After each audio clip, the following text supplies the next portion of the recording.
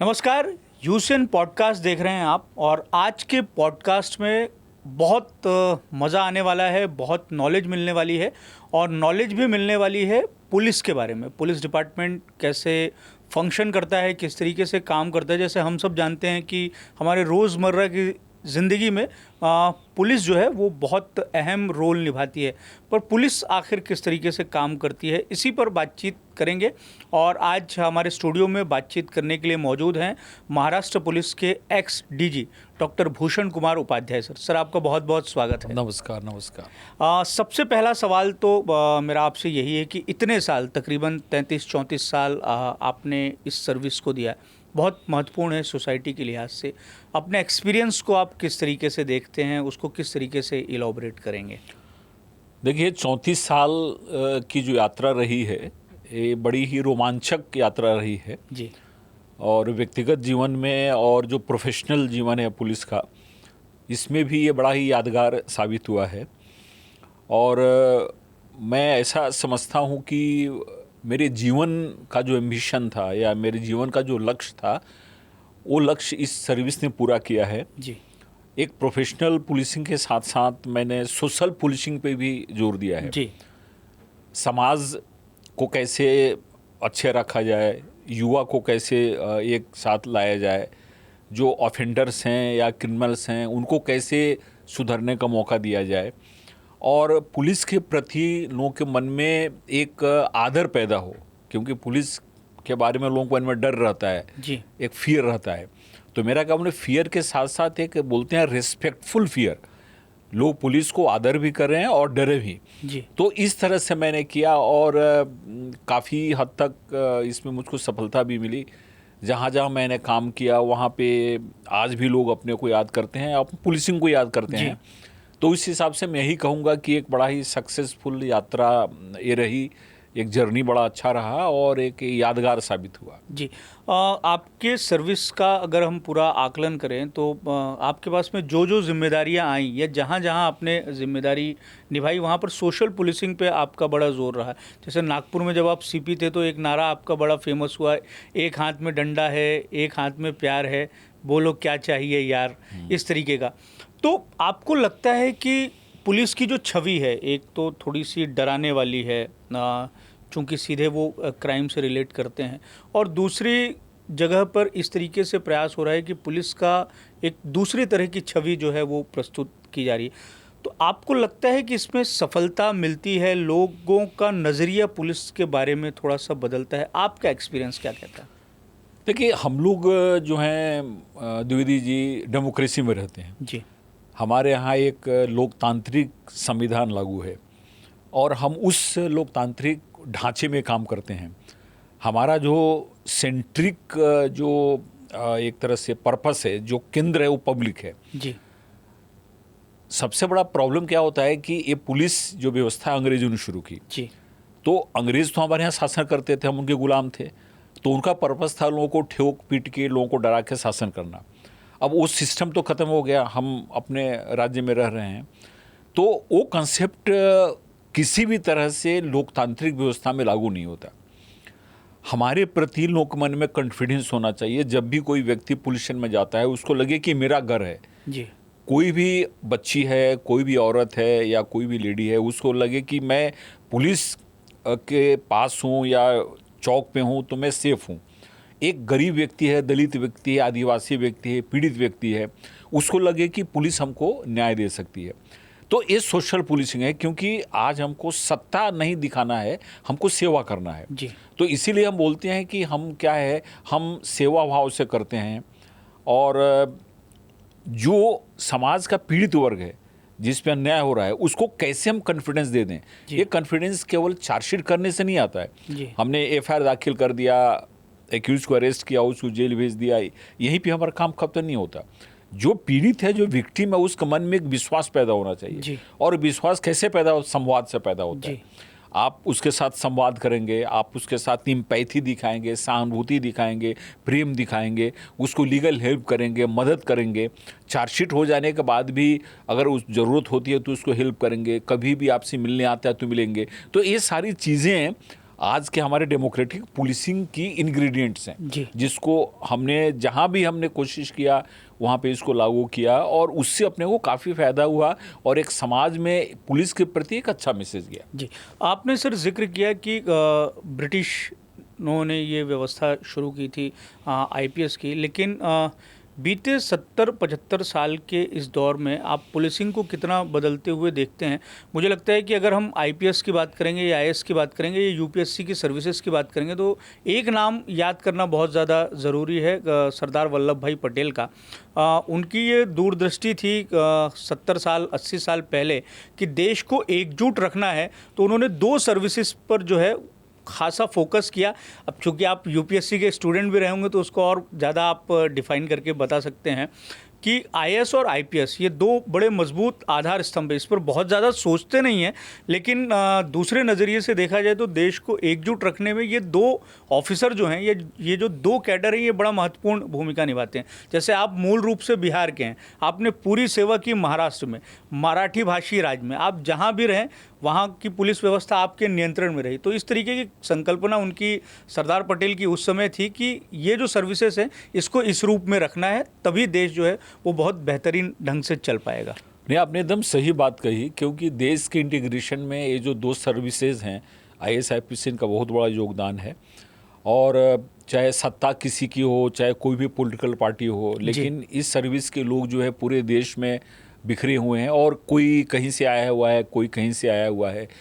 तो देश को एक रखने में और हमारे पॉलिटिशियंस और हमारे सत्ता पक्ष की जो पॉलिसी है उसको लागू करने में इन दोनों सर्विसेज का बहुत बड़ा हाथ है। जितने भी गवर्नमेंट के ऑफिसेज हैं सब इसमें सहभागी होते हैं, लेकिन ये 2 सर्विसेज का बहुत बड़ा रोल है। और एक सामान्य व्यक्ति को इन सर्विसेज में जो हैं उनके प्रति कॉन्फिडेंस रहता है कि मैं इनके पास जाऊंगा तो मुझको हेल्प करेंगे, मुझको मदद करेंगे। तो ये बहुत अहम है, बहुत इम्पोर्टेंस है। और इस सर्विस में जो भी आता है उसके प्रति लोगों की अपेक्षा बहुत ऊंची रहती है। और काफ़ी इसमें लोग पढ़े लिखे लोग आते हैं, काफ़ी मेहनत से आते हैं, बहुत टफ कंपटीशन होता है ऑल इंडिया लेवल पे। उसके बाद इसमें लोग फिल्टर होके आते हैं, तो उनकी जवाबदारी भी काफ़ी बढ़ जाती है। और ये सही बात है कि देश को एक रखने में, देश को इंटीग्रेटेड रखने में, समाज के जो पिछड़े लोग हैं या समाज के जो दुबले लोग हैं, पीड़ित लोग हैं, उनको न्याय देने में इन सर्विसों का बहुत बड़ा हाथ रहा है। जी, सोशल पुलिसिंग का सर हम जिक्र कर रहे हैं। आपको क्या लगता है कि सोशल पुलिसिंग की तरफ सोसाइटी का डाइवर्शन या सर्विस का डाइवर्शन कितना हो रहा है? आप सर्विस में रहे, आपने अपने स्तर पर आप जहाँ जहाँ रहे वहाँ प्रयास किया, पर ऐसा व्यापक तौर पर दिखाई देता है कि इस तरीके से पुलिस जो है वो प्रयास कर रही है, क्योंकि हर ऑफिसर का नेचर ऑफ बिहेवियर अलग अलग होता है। आपका जैसा नेचर है वैसा दूसरा ऑफिसर नहीं सोच सकता। आप प्यार भी बांट रहे हैं डंडे के साथ में, दूसरा ऑफिसर हो सकता है कि उसके पास में सिर्फ एक ही विकल्प हो, डंडे का। नहीं, सही बात है। देखिए, अभी देश आज़ाद होने के बाद इतना समय बीत चुका है और अपने सर्विसेज में, कंसेप्ट में भी बहुत सारे चेंजेज आए हैं। और बहुत चेंजेज ऐसे हैं जो अच्छे भी चेंजेज हैं, लेकिन मुझको ऐसा थोड़ा लगता है कि थोड़ा सोशल पुलिसिंग को और बढ़ावा देना चाहिए। जैसे सोशल पुलिसिंग क्या है? सोशल पुलिसिंग में सबसे पहला जो फैक्ट है या जो एक तरह से आप उसको तत्व बोल सकते हैं कि आपका जो दरबार है ओपन होना चाहिए। हम उसको दरबार नहीं बोलेंगे, लेकिन आपका जो ऑफिस ओपन होना चाहिए। एक वक्त आपको निर्धारित करना चाहिए 2 घंटे का हर एक ऑफिस में, चाहे एसपी हो, चाहे डीवाईएसपी हो, चाहे कोई भी हो। पुलिस स्टेशन में तो 24 घंटे खुला रहता है। उस समय कोई भी व्यक्ति जाके आपसे मिल सकता है। ये पहली बात है। कोई भी व्यक्ति अगर सीपी और एसपी के ऑफिस में जाता है तो उसे लौटना नहीं चाहिए, पहली बात है सोशल पुलिसिंग का। दूसरा है कि उसको 10 मिनट ज़्यादा वेट नहीं करना चाहिए। कभी कभी सीपी या एसपी बिजी रहते हैं, तो अगर वो बिजी हैं तो उनका जो नीचे वाला है वो उसको अटेंड कर ले, उससे मिल ले, उसका प्रॉब्लम समझ ले। और सबसे बड़ी बात है कि 1 to 1 मिलना ज़रूरी है। मैंने बहुत ऐसे पुलिस अफसर को देखा कि वो क्या करते हैं कि जैसे वेटिंग रूम में 20 लोग बैठे हुए हैं, वो वेटिंग रूम में आ गए और चलिए आपका क्या है, आप बताइए। वो क्या होता है कि वहाँ पे लोग बोल नहीं पाते हैं। जैसे अगर किसी के बारे में बताना है, क्रिमिनल के बारे में व्यथा बतानी है, और अगर 10 आदमी यहाँ पे खड़ा है और आप उसको पूछिएगा और एप्लीकेशन, तो नहीं बता पाएगा। इसलिए पुलिस ऑफिसर को हमेशा विजिटर से 1-2 मिलना चाहिए। अपने ऑफिस में बुलाइए, उसको बैठाइए, उससे बात कीजिए, और आपको लगता है कि इसका सीरियस मैटर है तो इमीडिएटली उसका नोट लेके आप पुलिसियन को बता दीजिए। तो पहली तो बात है कि मिलना जरूरी है। दूसरा है कि किसी को आप 2-2 घंटे मत बैठाओ, 1.5 घंटे में, उसको 10 मिनट 15 मिनट में मिल लो। आप अगर फ्री नहीं हो तो आप नीचे को बोल दो, वो आपसे, आपका रीडर मिल लेगा, आपका एडिशनल एसपी मिल लेगा, डीसीपी मिल लेगा, और उसका अगर कोई प्रॉब्लम है तो इमीडिएटली उसका सॉल्यूशन होना चाहिए, आप इमीडिएटली बता दो उसको। तीसरी बात ऐसी है कि ये पहला हो गया, मिलने का हो गया, ये बहुत ही इंपॉर्टेंट है, और मैं तो इसको पुलिस की आत्मा बोलता हूँ। माने जैसे हमारी आत्मा इंपॉर्टेंट है, वैसे पब्लिक से मिलना भी इंपॉर्टेंट है। अगर आप पब्लिक से मिलते हैं तो आपके यूनिट का कम से कम 50% प्रॉब्लम से ही खत्म हो जाएगा। पूरे यूनिट कमांड आप में रहेगा, हमारे शहर में क्या हो रहा है, कहाँ कैसे चल रहा है। मैं बताता हूँ, मुझको ऐसे इन्फॉर्मेशन मिले सीपी रहते हुए या एसपी रहते हुए, लोगों ने 1-to-1 आके दिया कि बहुत बड़ा राइट टल गया। हमारे इंस्पेक्टर को मालूम नहीं है क्या चल रहा है, कंट्रोल रूम को मालूम नहीं क्या चल रहा है, लेकिन हमको बताया और हमने इमीडिएटली वहाँ पे उपाय किया, तो जिससे वो प्रॉब्लम खत्म हो गया। क्योंकि प्रॉब्लम शुरू होने के पहले अगर आप कोशिश करें तो प्रॉब्लम नहीं होगा, लेकिन एक बार प्रॉब्लम शुरू हो गया तो आप कुछ नहीं, वो फिर अपना टाइम लेगा। तो पीआई लोग बोलते थे कि मुझको तो मालूम ही नहीं है, साहब को कैसे मालूम हो गया। इसलिए मालूम हुआ कि मैं लोगों से मिलता था। मेरा 4 से 6 बजे का जो टाइम था वो डेडिकेटेड है, मेरा फाइल पूरा बंद रहता था। मैं बोला कि कोई मीटिंग नहीं, 4 से 6 मैं पब्लिक से मिलूंगा, और रोज मैं कम से कम एवरेज 30 आदमी से मिलता था। और ऐसे भी किसी को बहुत अगर इमरजेंसी है तो टाइम लेके आ सकता था, अगर टाइम था तो। एक ये हो गया, इसलिए हर एक पुलिस ऑफिसर को पब्लिक से मिलना चाहिए, और आपका प्रॉब्लम क्राइम भी डिटेक्ट होगा, आपका लॉ ऑर्डर भी कंट्रोल में रहेगा, और आपके नीचे जो अफसर हैं वो आपसे डरेंगे, क्योंकि उनको मालूम होगा कि अगर मैंने काम नहीं किया तो साहब के पास मर जाता है। जैसे मुझसे जो मिलने आते थे विजिटर, उनका लिस्ट रहता था, और क्राइम मीटिंग में हम चर्चा करते थे। मैंने कभी भी किसी पुलिस ऑफिसर को क्राइम मीटिंग में या बाहर इंसल्ट नहीं किया। उसको मैं इंडिकेट, जैसे मैं बताता था कि इस महीने में मुझसे समझिए 500 लोग मिलने आए, और 500 में से इस पुलिस स्टेशन के सबसे ज्यादा लोग मिलने आए, तो पीआई भाई तुम समझ लो कि ऐसा क्यों मिलने आ रहे। तो उसको समझ में आ जाता था कि कुछ तो गड़बड़ है, कुछ तो गड़बड़ है।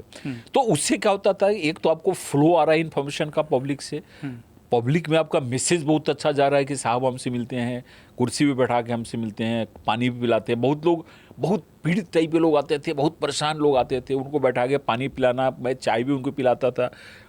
कभी कभी काफ़ी लोगों को आश्वासन देता था, लेडीज़ पुलिस को बुला के, कुछ लेडी रहती थी उनको। तो इससे क्या होता है कि एक बड़ा ही अच्छा मैसेज जाता है समाज में, और उसका फ़ायदा क्या होता है कि नीचे वाले स्टाफ को भी क्या लगता है कि साहब सबसे मिलते हैं, हमको मिलना चाहिए। तो ये पहली बात हो गई कि पब्लिक से मिलना। दूसरा है कि आपको फ़ोन आते हैं, जैसे अभी आपका मोबाइल फ़ोन है, तो अभी मोबाइल है तो पूरे शहर में आपका मोबाइल फ़ोन है। तो अब नागपुर शहर में, बड़े शहर में काफ़ी फ़ोन आते हैं, आप सब फ़ोन उठा नहीं सकते हैं। तो उसमें से आपने जो कुछ फ़ोन अटेंड किया अपने से, जो फ़ोन बच जाते हैं उनको आप रीडर को दे दीजिए, अपने स्टेनो को दे दीजिए, कंट्रोल रूम में दे दीजिए, डीसीपी को दे दीजिए कि भाई इतने फ़ोन आए थे, तुम बात कर लो। क्योंकि अपने पास कोई भी व्यक्ति मजबूरी में फ़ोन करता है, जब उसका काम नहीं होगा या पीड़ित होगा या नीचे उसको कोई ध्यान नहीं दे रहा है, तो फ़ोन अटेंड करना बहुत ज़रूरी है। इसके अलावा सोशल पुलिसिंग का है कि जैसे पीस कमेटी है, हमारे यहाँ पीस कमेटी महाराष्ट्र में बड़ा अच्छा सिस्टम है। कोई भी फंक्शन होता है, गणपति उत्सव हो, दुर्गा देवी उत्सव हो, बाबा साहब अम्बेडकर की जयंती हो, यहाँ पे दीक्षा भूमि का हो, या कोई भी उत्सव हो, मुहर्रम हो, ईद ए मिलाद का जुलूस हो, उसको पीस कमेटी की बैठक होती है, जिसमें समाज के और सारे पॉलिटिकल पार्टी के लोग आते हैं, सारे जाति धर्म के लोग आते हैं। वो पीस कमेटी की बैठक जो है सो रेगुलर होनी चाहिए, और उसमें जो सबसे टॉप यूनिट कमांडर उसको रहना चाहिए। तो एक तो क्या होगा कि आपको सबसे परिचय होता है। अब मान लीजिए रूट है, तो पब्लिक मालूम है कि यहाँ पे रूट पे ऐसा खड्डा हो गया, कुछ हो गया है, तो वो पीस कमेटी की बैठक बहुत ज़रूरी है। उससे इंटीग्रेशन होता है, और साल में कम से कम 4-5 बैठक तो होती है, तो ऐसे 2-3 महीने के बाद बैठक हो जाती है। तो उससे भी आपका इंटरेक्शन बढ़ता है। एक तो आप पर्सनल लेवल पे लोगों से मिल रहे हैं, पीस कमेटी में मिल रहे हैं। उसके अलावा हमारे यहाँ महिला सुरक्षा समिति भी एक है, कि महिलाओं की बैठक होती है, यहाँ पे सीपी 3 महीने पे लेता है, पोल्यूशन हर 1 महीने में होती है, क्योंकि महिलाओं की भी समस्या बहुत इंपॉर्टेंट है, उनकी सुरक्षा है या फैमिली डिस्प्यूट है। तो वो सुरक्षा समिति की बैठक हो गई। उसके बाद हमारे यहाँ मोहल्ला कमेटी है। मोहल्ला कमेटी में क्या होता है, जो कम्युनल एरियाज हैं जहाँ पे 2 समुदाय में झगड़ा हो सकता है, हिस्ट्री है, वहाँ पे उसकी कंटिन्यूस बैठक होनी चाहिए। 3-4 महीने एक बार जो यूनिट कमांडर उसका लेना चाहिए। तो ये 1-to-1 मिलना हो गया, पीस कमेटी हो गया, महिला सुरक्षा समिति हो गया, उसके बाद फिर आपको मोहल्ला कमेटी हो गया। तो अगर ये टाइम टेस्टेड मेथड है और इसके बिना मेरा मानना है कि पुलिसिंग हो ही नहीं सकती है। कोई कितना भी कुछ कर ले, कितना भी टेक्नोलॉजी आ जाए, टेक्नोलॉजी का फ़ायदा है आपको, सीसीटीवी का फ़ायदा है, लेकिन ये जो बेसिक है इसके बिना पुलिसिंग आपकी नहीं हो सकती है। तो मैं यंग अफसर लोगों से ही रिक्वेस्ट करता हूँ कि ये सारी चीज़ आप ज़्यादा से ज़्यादा लोगों से मिले। उसके अलावा हम लोग थे तो फुट पेट्रोलिंग बहुत ज़रूरी है। जैसे आज गाड़ियाँ हो गई हैं, जब एक पुलिस वाला यूनिफॉर्म में हाथ में डंडा लेकर रोड पे घूमता है, उसका इतना इम्पैक्ट होता है कि आप सोच नहीं सकते हैं। बहुत जगह जो बहुत सारे प्रॉब्लम्स थे, छेड़ाछेड़ी होती थी, गुंडागर्दी होती थी, हमने कुछ नहीं किया। हाथ में डंडा लेके 2 कांस्टेबल को लेके केवल शाम में वहाँ पे घूमने का 60% प्रॉब्लम इसे खत्म हो गया। क्योंकि वर्दी की बहुत बड़ी ताकत होती है। जब गुंडे बदमाश वर्दी देखते हैं ना, तो पुलिस की विजिबिलिटी होनी चाहिए। आज ठीक है टेक्नोलॉजी बहुत बढ़ गया, लेकिन पुलिस रोड पे दिखनी चाहिए। पुलिस को रोड पे खड़ा होना पड़ेगा, पुलिस को घूमना पड़ेगा, फुट पेट्रोलिंग करनी पड़ेगी, तब उसकी पुलिसिंग इफेक्टिव होगी। इसके बिना पुलिसिंग इफेक्टिव नहीं हो सकती है, क्योंकि आप जब रोड पे घूमते हो तो पब्लिक को भी कॉन्फिडेंस आता है। पुलिस आज ठीक है, पुलिस के बारे में किसी का कोई इंप्रेशन कुछ हो, लेकिन दिक्कत होने पे लोग कहाँ पे जाते हैं, पुलिस स्टेशन में जाते हैं। अगर कोई लड़की जा रही है रात में और एक पुलिस वाला दिख जाए तो उसको कॉन्फिडेंस आ जाता है। तो इसलिए विजिबिलिटी होनी चाहिए, फुट पेट्रोलिंग होनी चाहिए। तो इन सारी यही सोशल पुलिसिंग की आत्मा है, और ये अगर होगा तो मुझको लगता है कि पुलिसिंग अच्छी चलेगी। पर आप सोशल पुलिसिंग पर बहुत ज़्यादा जोर दे रहे हैं। एक दूसरी छवि पुलिस की ये भी है कि जो डराने वाली है। लोग अब भी बहुत हद तक बहुत सारे विषयों को लेकर पुलिस के पास में जाने से बचते हैं। एक तरीके से आफत के तौर पर देखते हैं कि यार पुलिस के पास में हम जाएंगे तो आफत मोड़ लेना जैसा ही है कि केस चला शुरू हो जाएगा, आपको बार बार थाने के चक्कर लगाना पड़ेगा, हो सकता है कि आपको कोर्ट भी जाना पड़े। इस तरीके की छवि भी बहुत काम करती है। इसी को लेकर जो है कि जितने केस रजिस्टर्ड होने चाहिए वो भी नहीं होते हैं और मसले पुलिस के पास आते भी नहीं है। इस पर आपका क्या नज़रिया है? देखिए, मेरा ऐसा मानना है कि डर किसको होना चाहिए? डर अपराधी को होना चाहिए। जो सामान्य व्यक्ति उसको क्यों डर पुलिस का? अगर सामान्य व्यक्ति को पुलिस का डर लगा रहा है, इसका मतलब हमें कुछ कमी है, हमको सुधार करना जरूरी है। एक सामान्य व्यक्ति को पुलिस स्टेशन जो है, हमारे इनामदार साहब डीजी थे, वो बोला करते थे कि मराठियों में बोलते थे कि प्रत्येक बाईला पुलिशन माहेर घर वाटला पाहिजे। जैसे वो माहिर घर में जाती है ना और कॉन्फिडेंस के साथ बैठती है और मांगती है, वैसा उसको लगना चाहिए कि पुलिशन माहिर घर है। एक बच्चे को लगना चाहिए कि मैं अपने दादा के पास जा रहा हूँ। एक कॉन्फिडेंस जनरेट होना जरूरी है। और जो अपराधी है उसको पुलिस का डर होना चाहिए, उसको थर थर कांपना चाहिए पुलिस से। लेकिन सामान्य व्यक्ति अगर पुलिस से डरेगा तो जो आपने बताया कि कोई जाएगा ही नहीं पुलिस में, ऑफिस रजिस्टर नहीं करेगा। तो ये सोशल पुलिसिंग से होगा। मैं एक जगह एसपी था, तो एक हवलदार था, मैं उस हवलदार का हमेशा उदाहरण दिया करता हूँ। वो एक चौकी में था, वो छोटा व्यक्ति था, हवलदार था, उसकी क्या औकात थी। लेकिन वो शाम में क्या करता था, शाम में उस एरिया में सट्टा मटका बहुत चलता था। तो क्या करता था कि वो शाम में निकलता था डंडा लेके, और डंडा लेके निकलता था, और 2-3 महीने में उसने क्या किया, कुछ कार्रवाई नहीं किया उसने, केवल उस टाइम पे घूमता था। शाम में जो पीक आवर तो होता 5 से 7 का, उसमें घूमता था। और घूमने के बाद जैसे पुलिस वाले जब घूमेंगे यूनिफॉर्म में तो लोगों को उत्सुकता होती है, तो बच्चे आ जाते थे, तो टॉफ़ी रखता था अपने पास और एक एक टॉफ़ी बच्चों को देता था। आपको विश्वास नहीं होगा कि एसपी जितना डिस्ट्रिक्ट में पॉपुलर नहीं था, उससे 10 गुना पॉपुलर वो अपने चौकी के एरिया में था। किसी घर में शादी होती तो उसको लोग कार्ड देने आते थे कि आप आइए मेरे बच्चे को ये कीजिए। उस चौकी का सारा सट्टा उसने बंद कर दिया, उसने मटका बंद कर दिया। वो स्कूल में जाता था, स्कूल में जाकर बच्चों से बात करता था, मिलता था। तो मैंने देखा कि एक हवलदार के, उससे पूछा मैंने कि भाई तुम तो छोटे हवलदार हो, तो तुम सब, तो उसने बोला कि सर मैं हवलदार हूँ, लेकिन मुझको ऐसा लगता है कि मैं समाज का एक पार्ट हूँ, मैं समाज को दे सकता हूँ, और मैं अगर घूम जाता हूँ तो इतना इफेक्टिवनेस आ जाता है अपने काम में। तो ये बहुत ज़रूरी है, एक कॉन्फिडेंस पब्लिक में आना ज़रूरी है। और जब जितना पब्लिक से हमारा कांटेक्ट बढ़ेगा, कुछ लोग हो क्या, पुलिस वाले को लगता है कि हम जब ज़्यादा कांटेक्ट बढ़ाएंगे तो हमारा वैल्यू कम हो जाएगा। ये गलत है। मैं 34 साल पुलिस सर्विस में रहा, 4 जगह में एसपी था, कंटिन्यूस 10 साल एसपी था मैं। सोलापुर में पुलिस कमिश्नर था, नागपुर में पुलिस कमिश्नर था, मुंबई में ज्वाइंट सीबी ट्रैफिक था, एडीजी प्रिजन था। मुझको लगता है कि जब आप लोगों से मिलते हो, लोगों का प्रॉब्लम सॉल्व करते हो, तो आपका आधार बढ़ता है लोगों के मन में। आप ऐसा क्यों सोचते हो कि मैं किसी से बात करूंगा गरीब से, तुम्हारा वैल्यू कम हो जाएगा? ये गलत है। आप बात नहीं करोगे तो आपके और पब्लिक के बीच में खाई बढ़ेगी। और वो जनता आपको, मैं हमेशा लोगों को कहता हूँ कि अभी मैं रिटायर हो गया, रिटायर होने के बाद मैं अनुभव कर रहा हूँ कि पुलिस का जीवन कैसा था, अभी का जीवन कैसा था। मैंने देखा है, और बड़े बड़े अफसर लोगों ने भी रिटायरमेंट के बाद लिखा है कि लोग जो है आपको इसलिए याद नहीं करते कि आप बड़े पोस्ट पे थे, आपका बिहेवियर क्या था इसके चलते आपको लोग याद करते हैं। आपने लोगों के व्यक्तिगत जीवन में कितना हेल्प किया इसके लिए याद करते हैं। जब भी कोई व्यक्ति मिलेगा तो ये नहीं बोलेगा कि आपने ऐसा क्राइम डिटेक्ट कर दिया, वो हमेशा अपनी चर्चा करेगा कि साहब मैं आपसे मिला था तो आपने मेरी सुनी थी, मेरे हेल्प किया था। तो ये जो ह्यूमन रिलेशंस जो है ना, ह्यूमन फीलिंग्स जो है, इसको बढ़ाना बहुत ज़रूरी है। तभी हम लोकतांत्रिक देश के, और सरदार वल्लभ भाई पटेल ने जो कल्पना की है, हमारे संविधान ने जिस पुलिस फोर्स की या जिस एडमिनिस्ट्रेशन की कल्पना की है, वो सोशल पुलिसिंग से हो सकती है। पर आपको लगता है कि ये ऐसा भी कहा जाता है कि जो अपराध सोसाइटी में हो रहे हैं उसमें कहीं ना कहीं संरक्षण जो है वो पुलिस का है। पुलिस अगर चाहे तो शांति और सुव्यवस्था एक झटके में आ सकती है, लेकिन ये जो चीज़ें हो रही हैं गलत समाज में, कहीं ना कहीं पुलिस का भी उसमें एक तरीके से हाथ बार है। देखिए, कुछ हो सकता है कि कुछ लोग उसमें इन्वॉल्व हो, लेकिन जहाँ तक मेरा ऐसा मानना है कि उसमें मैक्सिमम पुलिस वाले कभी भी ऐसा नहीं है कि उसमें इन्वॉल्व हो जाते हैं। कुछ लोग उसमें अपराधी होंगे, और क्या है, क्राइम का बहुत ही सारा फैक्टर्स है क्राइम होने का। जैसे आप जब क्रिमिनोलॉजी के पास से जाएंगे तो क्राइम में क्या होता है कि मैं अपना ऐसा मानता हूँ कि क्राइम का जो है ना, आर्थिक कारण बहुत बड़ा कारण है। आप कहीं भी जब देखेंगे कि आर्थिक उन्नति होती है तो ऑटोमेटिक क्राइम कम हो जाता है। तो एक तो इकोनॉमिक डेवलपमेंट है उस एरिया का होना चाहिए, एजुकेशन वहाँ पे डेवलप होना चाहिए। अगर लोग एजुकेटेड हो गए, लोगों को रोज़गार मिल गया, तो क्राइम ऐसे ऑटोमेटिक कम हो जाता है। उसके अलावा बहुत सारे अपने सोशल फैक्टर्स हैं, बहुत सारे रिलीजियस फैक्टर हैं जिसके चलते क्राइम होता है। लेकिन मैं, जहाँ तक मेरा अपना वो, अभी तो मैं रिटायर हो गया, मैं किसी को भी खुश करने के लिए कुछ बोलूँगा नहीं। मेरा ऐसा मानना है कि ओवरऑल जो पुलिस वाले होते हैं वो ठीक हैं, अच्छे हैं। कुछ लोग गलत होते होंगे जिन पे कार्रवाई भी होती है, और जहाँ पे इसके पहले भी आपने बहुत बार देखा है कि बहुत सारे पुलिस वाले भी कार्रवाई, लेकिन ओवरऑल कोई भी पुलिस वाला कभी भी किसी अपराधी को संरक्षण नहीं देता है।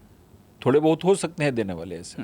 आपसे आप जहाँ जहाँ पे सर्विसेज में रहे, आपने सर्विस के दौरान 2-3 प्रयोग किए। मैं चाहता हूँ कि उन प्रयोगों के बारे में आप थोड़ा सा विस्तार से बताएं। एक तो जब आप जेल में थे तो उस समय आपने गड़ा भेंट कार्यक्रम जो है उसको शुरू किया, उसकी खासी चर्चा हुई। एक समय तो चर्चा ये भी हुई कि इसको जो है पूरे देश की जेलों में लागू करना चाहिए, उसका व्यापक असर भी दिखाई दिया। उसके बारे में बताइए। आप जब हाईवे पुलिस में थे उस समय आपने ऑपरेशन मृत्युंजय दूत लॉन्च किया था, उसको भी काफ़ी सफलता मिली। आप जब सोलापुर में थे तो सोलापुर जैसे कि राइट्स के लिए बहुत ज़्यादा जाना जाता था, वहाँ पर जो कॉन्फ्लिक्ट अलग अलग तरह के थे, तो पता चला कि आपने कहीं मुशायरा करवा दिया, कहीं कोई धार्मिक आयोजन करवा दिया कि 2 समाज के लोग एक साथ में रहें। तो ये दोनों तीनों प्रयोगों के बारे में थोड़ा सा विस्तार से बताइए, और इसके पीछे की संकल्पना क्या थी, आपकी क्या सोच थी? देखिए, जैसे ये तीनों जो आपने अभी उल्लेख किया है, ये सब तीनों सोशल पुलिसिंग का ही पार्ट है जी। क्योंकि जब आप सोशल पुलिसिंग करेंगे तो आपके दिमाग में बहुत सारे ऐसे मीन्स आते जाते हैं, उपाय आते जाते हैं। जैसे गला मेडी, जैसे मैं नागपुर में डीआईजी प्रिजन था 1.25 साल तक जी। तो आपको मालूम है कि जेल के अपने प्रॉब्लम्स हैं, वहाँ पे लोग जाते हैं, वहाँ पे लोग डिप्रेशन में चले जाते, वहाँ पे बहुत बार उनको फूड जो है सो वैसा ठीक नहीं मिलता, और बहुत सारे, अब जेल तो जेल ही है, वहाँ तो कोई जाना नहीं चाहता। और हमारे जेल का ब्रीद वाक्य क्या है? सुधारना पुनर्वसन। जी। माने उसको सुधारो और उसको पुनर्वसित करो। तो आप किसी को कैसे सुधार सकते हैं? अगर उसके साथ आप अच्छा बिहेव नहीं करेंगे तो कैसे सुधरेगा? अगर जेल में जाता है और वहाँ पे भी उसको खराब व्यवहार मिले तो फिर बाहर आके फिर क्राइम करेगा, फिर जेल में जाएगा। तो मैंने इसका स्टडी किया और मैंने इसे देखा कि कुछ ऐसे कैदी थे जो 8-8, 9-9 साल से अपने बच्चे से नहीं मिले थे और एकदम उनका हृदय पत्थर हो गया था बात करने पे। अब बोले कि यहाँ से कहाँ भेजोगे तुम, अब तो जन्म ठेप हो गया, यहीं पे मरना है, क्या करोगे तुम, फिर हम गाली भी तुमको देंगे तो क्या फ़र्क पड़ेगा, मैं तो मर्डर करके आया हूँ। तो मैं बोला कि भाई इनको डंडा से हम नहीं सुधार सकते, क्योंकि वे डरते नहीं, क्योंकि बोलेंगे अब मैं डबल मर्डर करके आया हूँ, मुझको आजीवन कारावास हो गया है, अब क्या करोगे, मैं तुमको एक चाटा लगा भी दूंगा किसी हवलदार को तो क्या फ़र्क पड़ेगा उससे। तो मैंने बोला कि यहाँ पे सोशल पुलिसिंग की ज़रूरत है, आप डंडा चला के तो देख लिए, वो कुछ होने वाला नहीं है। तो मैंने कुछ कैदियों को धीरे धीरे कॉन्फिडेंस में लेके बैठा के बात किया उनसे। तो उसमें से कुछ कैदी बोले कि सर मैं जब जेल में आया उस समय मेरी वाइफ प्रेग्नेंट थी, बाद में मुझको बच्चा हुआ, उसके बाद वाइफ तो आती मिलने, लेकिन 8 साल से मैंने बच्चे को नहीं देखा। सर कुछ भी करके आप मुझको बच्चे को दिखा दो तो मैं आपको दुआ दूंगा और मैं एकदम सुधर जाऊंगा। तो मेरे दिमाग में बात हंट हुआ, फिर मैंने, और काफ़ी कैदी उत्साहित हो गए, सब बोले कि सर आप करो उत्साह करके। फिर मैंने सुपरिटेंडेंट से चर्चा की, बोला नहीं सर ऐसा नहीं कर सकते, जेल के अंदर तो हम किसी को ले नहीं सकते हैं, छोटे बच्चे को ले नहीं सकते हैं। उसके बाद फिर मैं बोला कि भाई ये लोग तो विरोध कर रहे हैं एडमिनिस्ट्रेशन वाले, तो फिर मैंने जेल मैनुअल पढ़ना शुरू किया। तो उसमें एक जगह ऐसा था कि जो 16 साल से कम के बच्चे हैं, जो माइनर बच्चे हैं, उनको अगर लगे तो सुपरिटेंडेंट किसी कारण से अंदर लाके उसके फादर से मिलवा सकता है, ऐसा एक जगह का छोटा सा लिखा हुआ था। फिर मैंने उसको निकाला, जेल मैनुअल को निकाल के मैंने बताया कि भाई ऐसा तो लिखा हुआ है तो हम कर सकते हैं। तो बोला कि सर ये तो इंडिविजुअल है। हम बोले कि देखो भैया ये सब रहने दो कानून, ये हम अपने लिए नहीं कर रहे हैं, मैंने ऑर्डर निकाल दिया, इस तारीख को गला भेंट कार्यक्रम होगा और सारे कैदियों को इन्फॉर्म कर दो घर को, जितने बच्चे आने वाले हैं, तो आपको आश्चर्य नहीं होगा 300 बच्चे आए उस समय, और पूरे 300 बच्चों को मैं जेल के अंदर लाया। और छोटे बच्चे थे वो तो बोला कि वो छोटे बहुत बच्चे हैं, उनके साथ उनकी माँ उनकी भाई भी आ सकते हैं। और जो आजोबा थे, माने जो उम्र दराज लोग कैदी थे, उनके पोते को बुलाया, उनके नाती को बुलाया, और बहुत बड़ा पंडाल लगा हुआ है, पूरा हमने खाना बनवाया हम लोग अपना वहाँ पे करके। और यू विल नॉट बिलीव, जब वो बच्चे अंदर आए, वो जब कैदी रोने लगे उनको देख के गले करके, तो वो हृदय का अपराध पूरा घुल गया। और जितने हमारे हवलदार थे, हम लोग सब कोई वहाँ पे रोए वो सीन देख के, और वो इतना सफल हुआ। बाद में सुपरिटेंडेंट बोला कि सर ये तो जादू हो गया, ये कैदी तो इतना एग्रेसिव रहता था, ये तो पूरा शांत हो गया, और एकदम हमारा पैर जब भी जाते तो आंख दिखाता था, अभी मेरा पैर पकड़ लिया कि आपने मेरा जीवन सफल कर दिया, मैं कितना भी दिन रहूँ लेकिन मैं बच्चे को देख लिया। तो मैं बोला ये तो एकदम जादू की चीज़ है। फिर जब मैं एडिशनल डीजी प्रिजन बना पूरे महाराष्ट्र का, तो मैंने पूरे महाराष्ट्र में उसको लागू कर दिया, और 200 अभी हर एक 3 महीने में 4 महीने गला भेंट होता है। उसके बाद 2016 में मैं फिजी गया था, एक जेल इंटरनेशनल जेल कॉन्फ्रेंस था उस समय, तो वहाँ पे मैंने उसको दिखाया अपने प्रेजेंटेशन में। तो वहाँ के पूरे वर्ल्ड के जेल वाले आए थे, उनको समझ में नहीं आया, फिर मैंने बताया, तो वहाँ पे उन्होंने उसको एडॉप्ट किया अपने रिजोल्यूशन में। इसके बाद मध्य प्रदेश में, उत्तर प्रदेश में, पंजाब में और भी बहुत सारे जेलों में इसको किया है। तो ये क्या है कि ये सोशल पुलिसिंग है। और आज पूरे जेल में आप देखो तो महाराष्ट्र के हर एक जेल में हो रहा है। फिर मैंने वीडियो कॉन्फ्रेंसिंग शुरू किया था, जैसे लेडीज़ प्रिजनर जो होती हैं, तो बहुत लोग क्या है कि उनसे मिलने नहीं आते, तो मैंने क्या कि अपना वीडियो कॉल शुरू करो अपने मैं बोला कि भाई तो फ़ोन से बात करते ही हैं, फ़ोन तो अलाउ है, तो वीडियो कॉल से जब तुम एक लेडी को अपने बच्चे से बात करा दोगे, हस्बैंड से बात करा दोगे, फादर से, तो उसको कितना अच्छा लगेगा। वो नहीं भी मिलेगा फिर भी, क्योंकि वीडियो कॉल का बहुत इम्पैक्ट होता है। तो मैंने वीडियो कॉलिंग शुरू कराया। अभी महाराष्ट्र के हर एक जेल में वीडियो कॉलिंग शुरू हो गया है, हफ्ते में 1 दिन 2 दिन वो बात कर सकता है। तो इससे क्या होता है, माहौल अच्छा हो जाता है, वो कैदियों को भी लगता है कि हमारे लिए ये जो लोग हैं केयर कर रहे हैं, तो वो भी अच्छा काम करते हैं। उनको लगता है, हमको बच्चे को देखा तो बोला कि सर ये बच्चा मेरा है, मैं तो अभी बाहर आके इसके लिए जिंदा रहूँगा, अब मैं अपराध नहीं करूँगा। बच्चे को लगा कि मेरे पिताजी ने अपराध किया, जेल में आएगा, मुझको अपराध नहीं करना चाहिए। तो एक बड़ा ही अच्छा माहौल होता है, और इससे एक बढ़िया एक एडमिनिस्ट्रेशन होता है। और हमारा जो मोटो है सुधारना, पुनर्वसन, वो भी उसमें सक्सेस होता है। कैसे रहती है सर जेल की ज़िंदगी, किस तरीके से रहती है? पहले तो ये कहा जाता है कि आदमी तैश में आकर बहुत सारे अफराद तो ये होते हैं कि आप हेतु के साथ में कर रहे हैं, कुछ तो ऐसे होते हैं कि आपका हेतु नहीं है और आपसे अपराध हो जाता है, उसके बाद में आपकी ज़िंदगी जो है पूरी तरीके से बर्बाद हो जाती है एक तरीके से। कैसी रहती है जेल की ज़िंदगी, कैदियों की ज़िंदगी? उसमें भी हम देखते हैं कि कुछ कैदी बहुत शांत स्वभाव के रहते हैं, नियमों को पालने वाले रहते हैं, कुछ अपराधी रहते हैं जो वहाँ रहते हैं। आपने तो बहुत करीब से देखा हो, कोई ऐसा कैदी हो जो आपको याद हो, उसका व्यवहार याद हो? देखिए क्या है, अपने हमारे यहाँ हिंदुस्तान के जेल में 95% जो कैदी हैं वो अच्छे लोग हैं। मैंने आपने जैसे बताया ना कि अचानक कुछ घटना हो गई, गुस्से में किसी को मार दिया, तैश में किसी को मार दिया, 5% जो है प्रोफेशनल क्रिमिनल है, मैंने उनका प्रोफेशन क्राइम है। लेकिन 95% ऐसे लोग हैं, आप जब जेल में जाएंगे तो शुरू में डर लगेगा, लेकिन आप जाएंगे देंगे तो बड़ी अच्छे लोग हैं, बात कर रहे हैं। जैसे ज़मीन का झगड़ा है, उसमें किसी को मार दिया, किसी का डेथ हो गया, वाइफ हस्बैंड का झगड़ा हुआ, उसमें किसी को मार दिया, भाई का झगड़ा हो गया। तो उर्दू में मैं हमेशा एक शेर कोट करता हूँ कि कुछ ऐसे भी मंजर हैं तारीख के पन्नों में, लम्हों ने खता की, सदियों ने सजा पाई। वाह। तो ये लम्हों ने खता की, on the spot of moment गुस्सा है किसी को मार दिया, और सदियों ने सजा पाई, आजीवन कारावास हो गया। तो इस तरह कैदी हैं। लेकिन क्या होता है कि जेल में काफ़ी दिन रहने के बाद वहाँ पे नेगेटिविटी बहुत है जेल में। आप परिवार से नहीं मिल सकते, चार दीवारी में हैं, आप बैरक में बंद रहते हैं। तो क्या होता है कि धीरे धीरे वहाँ पे डिप्रेशन आना शुरू हो जाता है लोगों को, लोग डिप्रेस हो जाते हैं। जेल में बहुत सारे सुसाइड भी होते हैं। उसके या तो डिप्रेसिव हो जाएंगे या बहुत एग्रेसिव हो जाएंगे, बहुत ज़्यादा हिंसा, मारामारी करेंगे, गाली देंगे, ये करेंगे। तो इस तरह से क्या होता है, जेल का माहौल होता है। उसमें फिर हमने बहुत बड़े पैमाने पे योगा भी शुरू किया था जी। बिहारी स्कूल ऑफ योगा मुंगेर के जो सन्यासी थे उनको बुलाया था मैंने, योगा शुरू किया। उसमें जो अच्छा योगा किया, पास हुए एग्जाम, उनको हमने एडीजी प्रिजन को एक कैदी के 1 साल में 3 महीने सजा माफ़ करने का अधिकार है।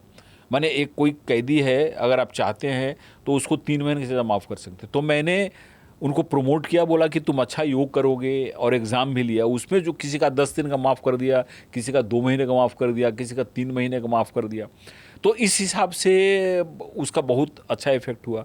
फिर हमने कल्चर प्रोग्राम शुरू किए। हमने बंदीवान कला रजनी शुरू की। असेंबली के समय में पूरे महाराष्ट्र के कलाकार कैदियों को नागपुर में बुला के देश पांडे हॉल में सीएम साहब थे, फडणवीस साहब, उनके हाथ से उद्घाटन 3 साल किया मैंने। यहाँ पे 15, 16, 17 3 साल यहाँ पे कराया। पूरा हॉल भरा रहता था, मंत्री लोग रहते थे, सीएम साहब बैठे रहते थे, और आप बोल नहीं सकते हैं कि ये जो कैदी है ये कैदी है। इतना अच्छा परफॉर्म करते थे। उसमें लेडी कैदी रहते थे।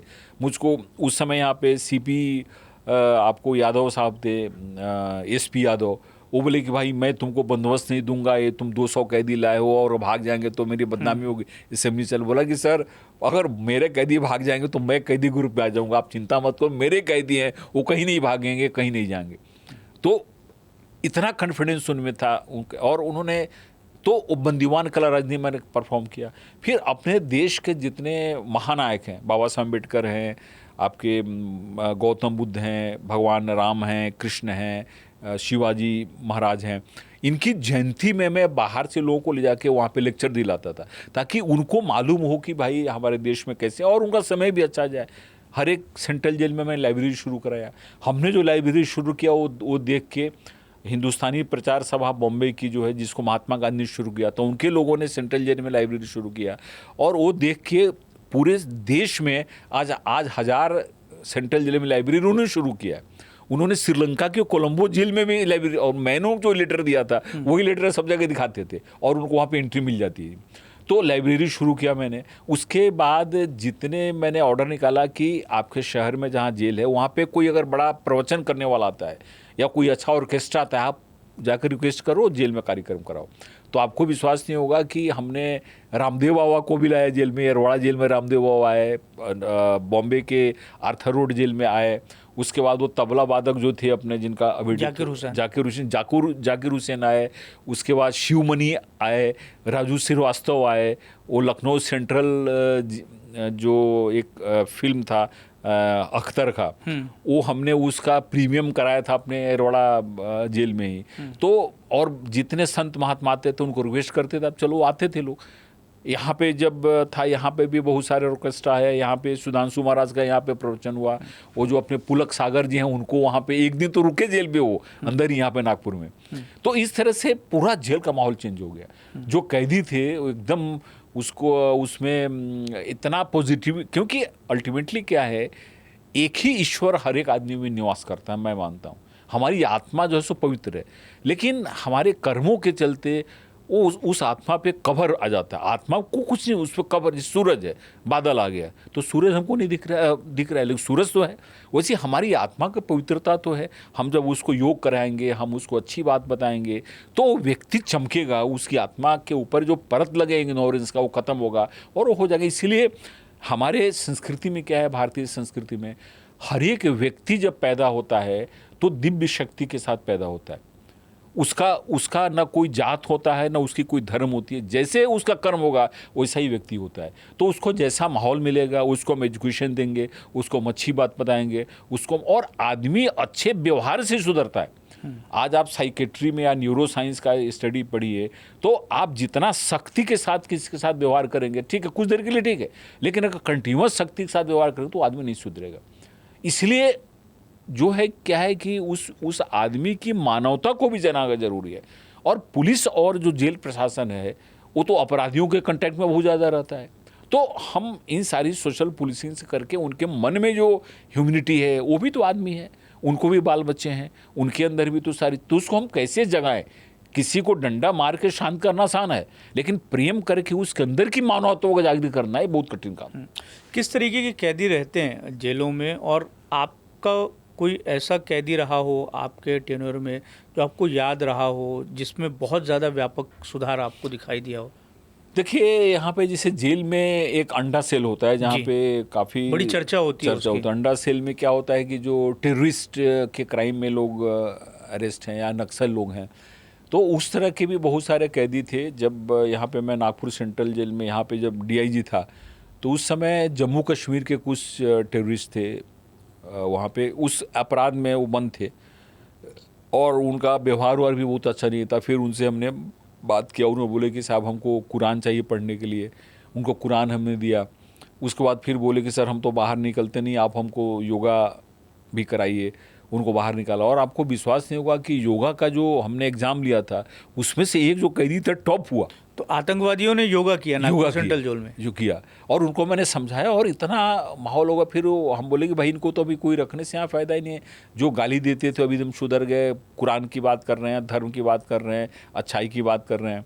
और बाद में मुझको मालूम हुआ, और बाद में उन्होंने फ़ोन में किया था छुटने के बाद मुझको एक बार जम्मू कश्मीर से, कि सर यहाँ पर आके मैं योगा लोगों को सिखाता हूँ, स्कूल में योगा कराता हूँ। किसी का घुटने का दर्द ठीक हो गया, किसी का जो सो कमर का दर्द ठीक होगा, और मैंने उसको प्रोफेशन के रूप में अपनाया है।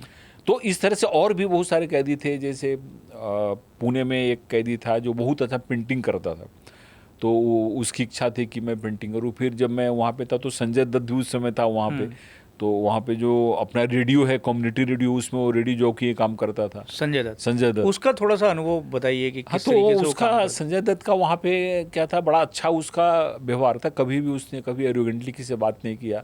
जितना भी जेल का रूल था, नियम था, उसका पालन करता था।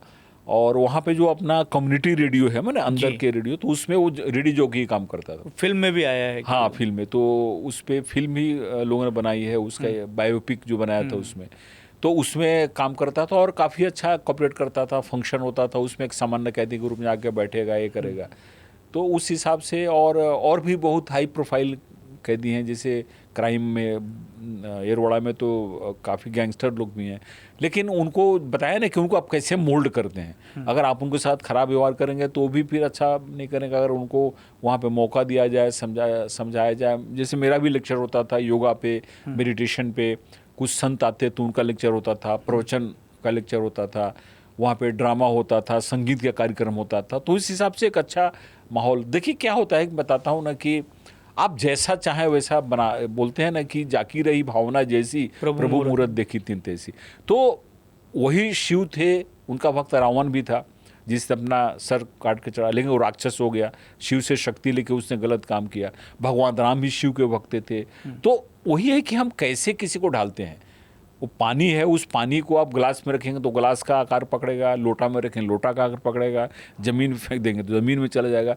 तो वैसे ही हमारे जो महापुरुष थे, हमारे देश में जो बड़े बड़े समाज सुधारक, उन्होंने यही तो किया ना। हम क्यों उनको, महात्मा गांधी को इतना क्यों पूछते हैं, बाबा साहब को क्यों पूछते हैं, शिवाजी महाराज का नाम क्यों लेते हैं, महात्मा फुले का नाम क्यों लेते हैं, तुकड़ी जी महाराज, क्योंकि उन्होंने समाज को दिया, समाज को सुधारा। अगर वो बोलते कि अपराधी है नहीं सुधरेगा तो कुछ नहीं होता।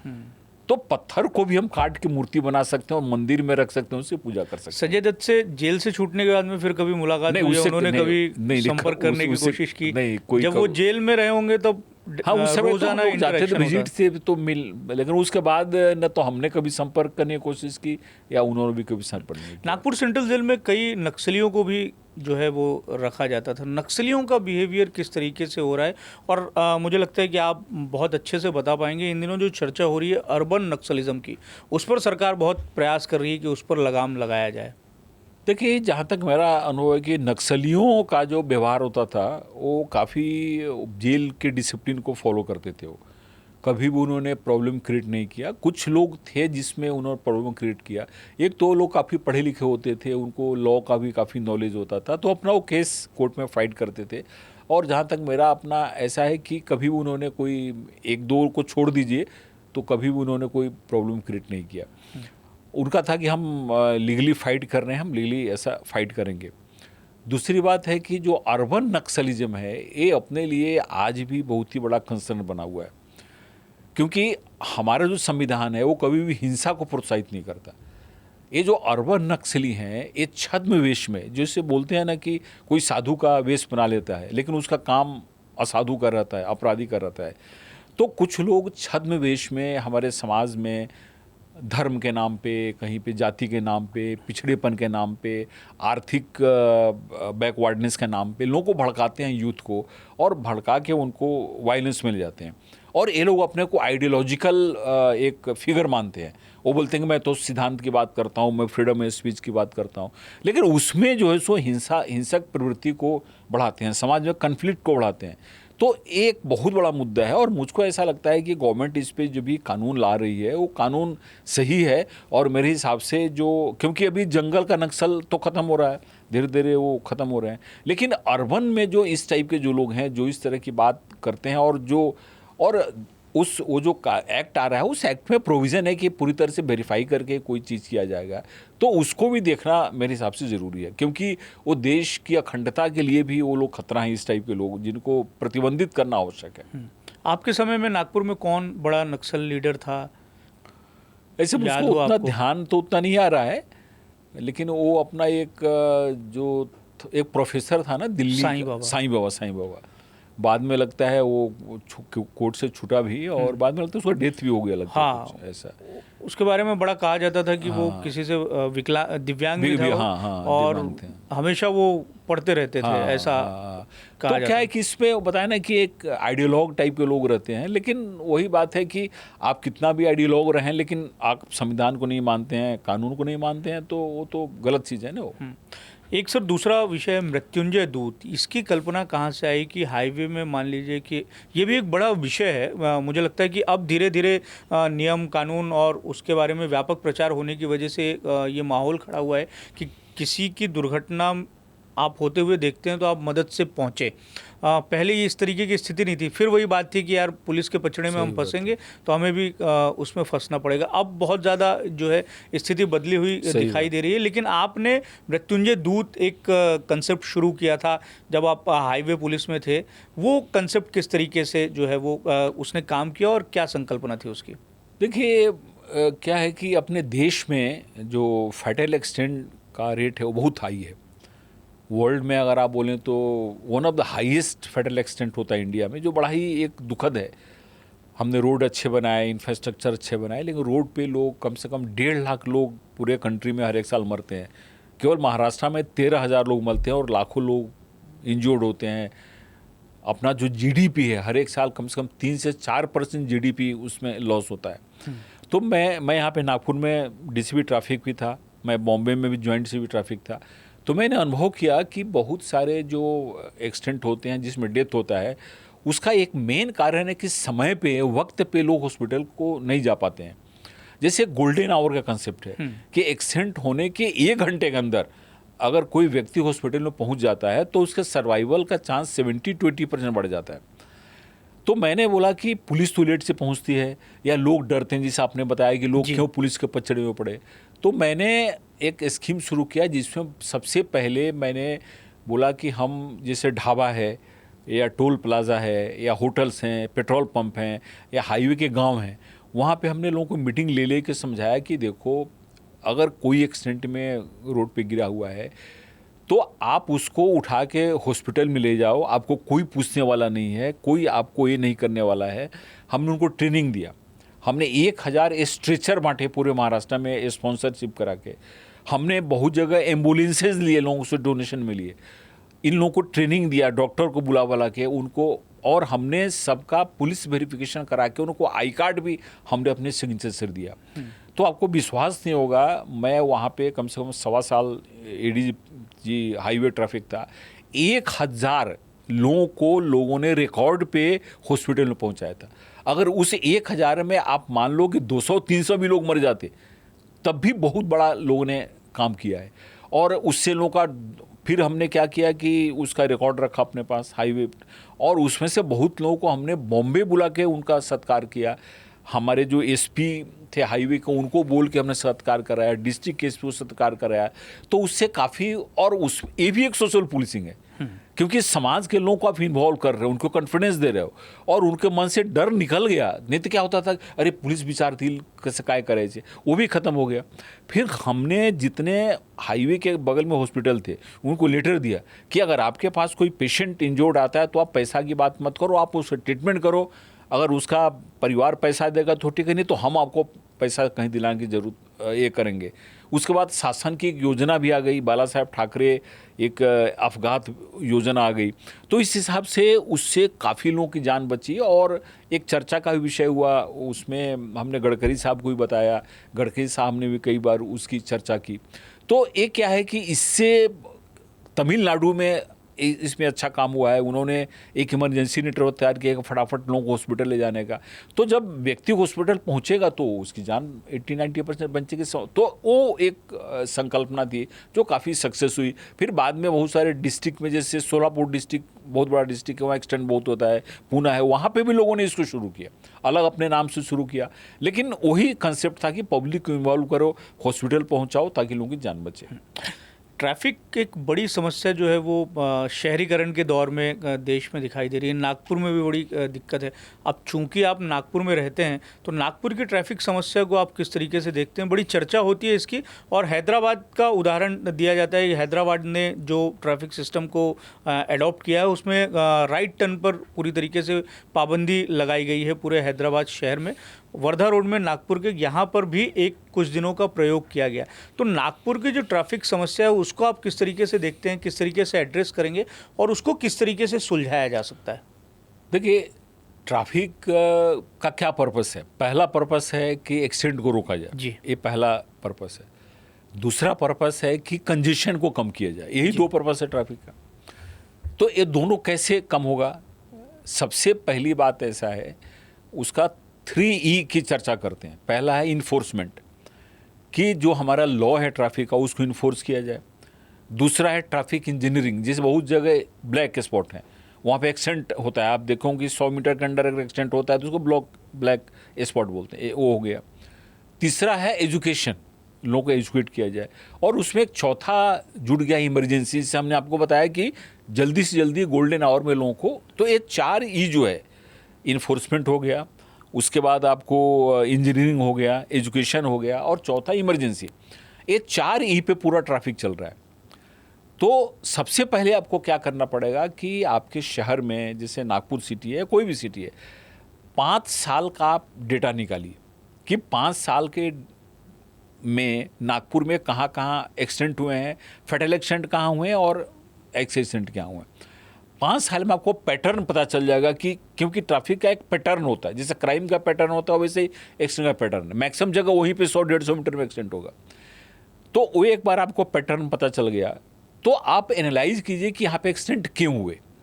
यहाँ पे ब्लैक स्पॉट के चलते एक्सीडेंट हो रहा है, कि रात में लोग दारू पी के गाड़ी यहाँ पे चलान उसके एक्सीडेंट हो रहा है, कि यहाँ पे कोई दूसरा कारण है। एक बार आपको पता चल गया तो अब आप उपाय योजना शुरू कीजिए कि कहाँ पे कैसे हो रहा है। इसमें एक एक एक्सटेंट का एनालिसिस करना पड़ेगा आपको बैठ के सीनियर ऑफिसर के साथ, लोगों के साथ।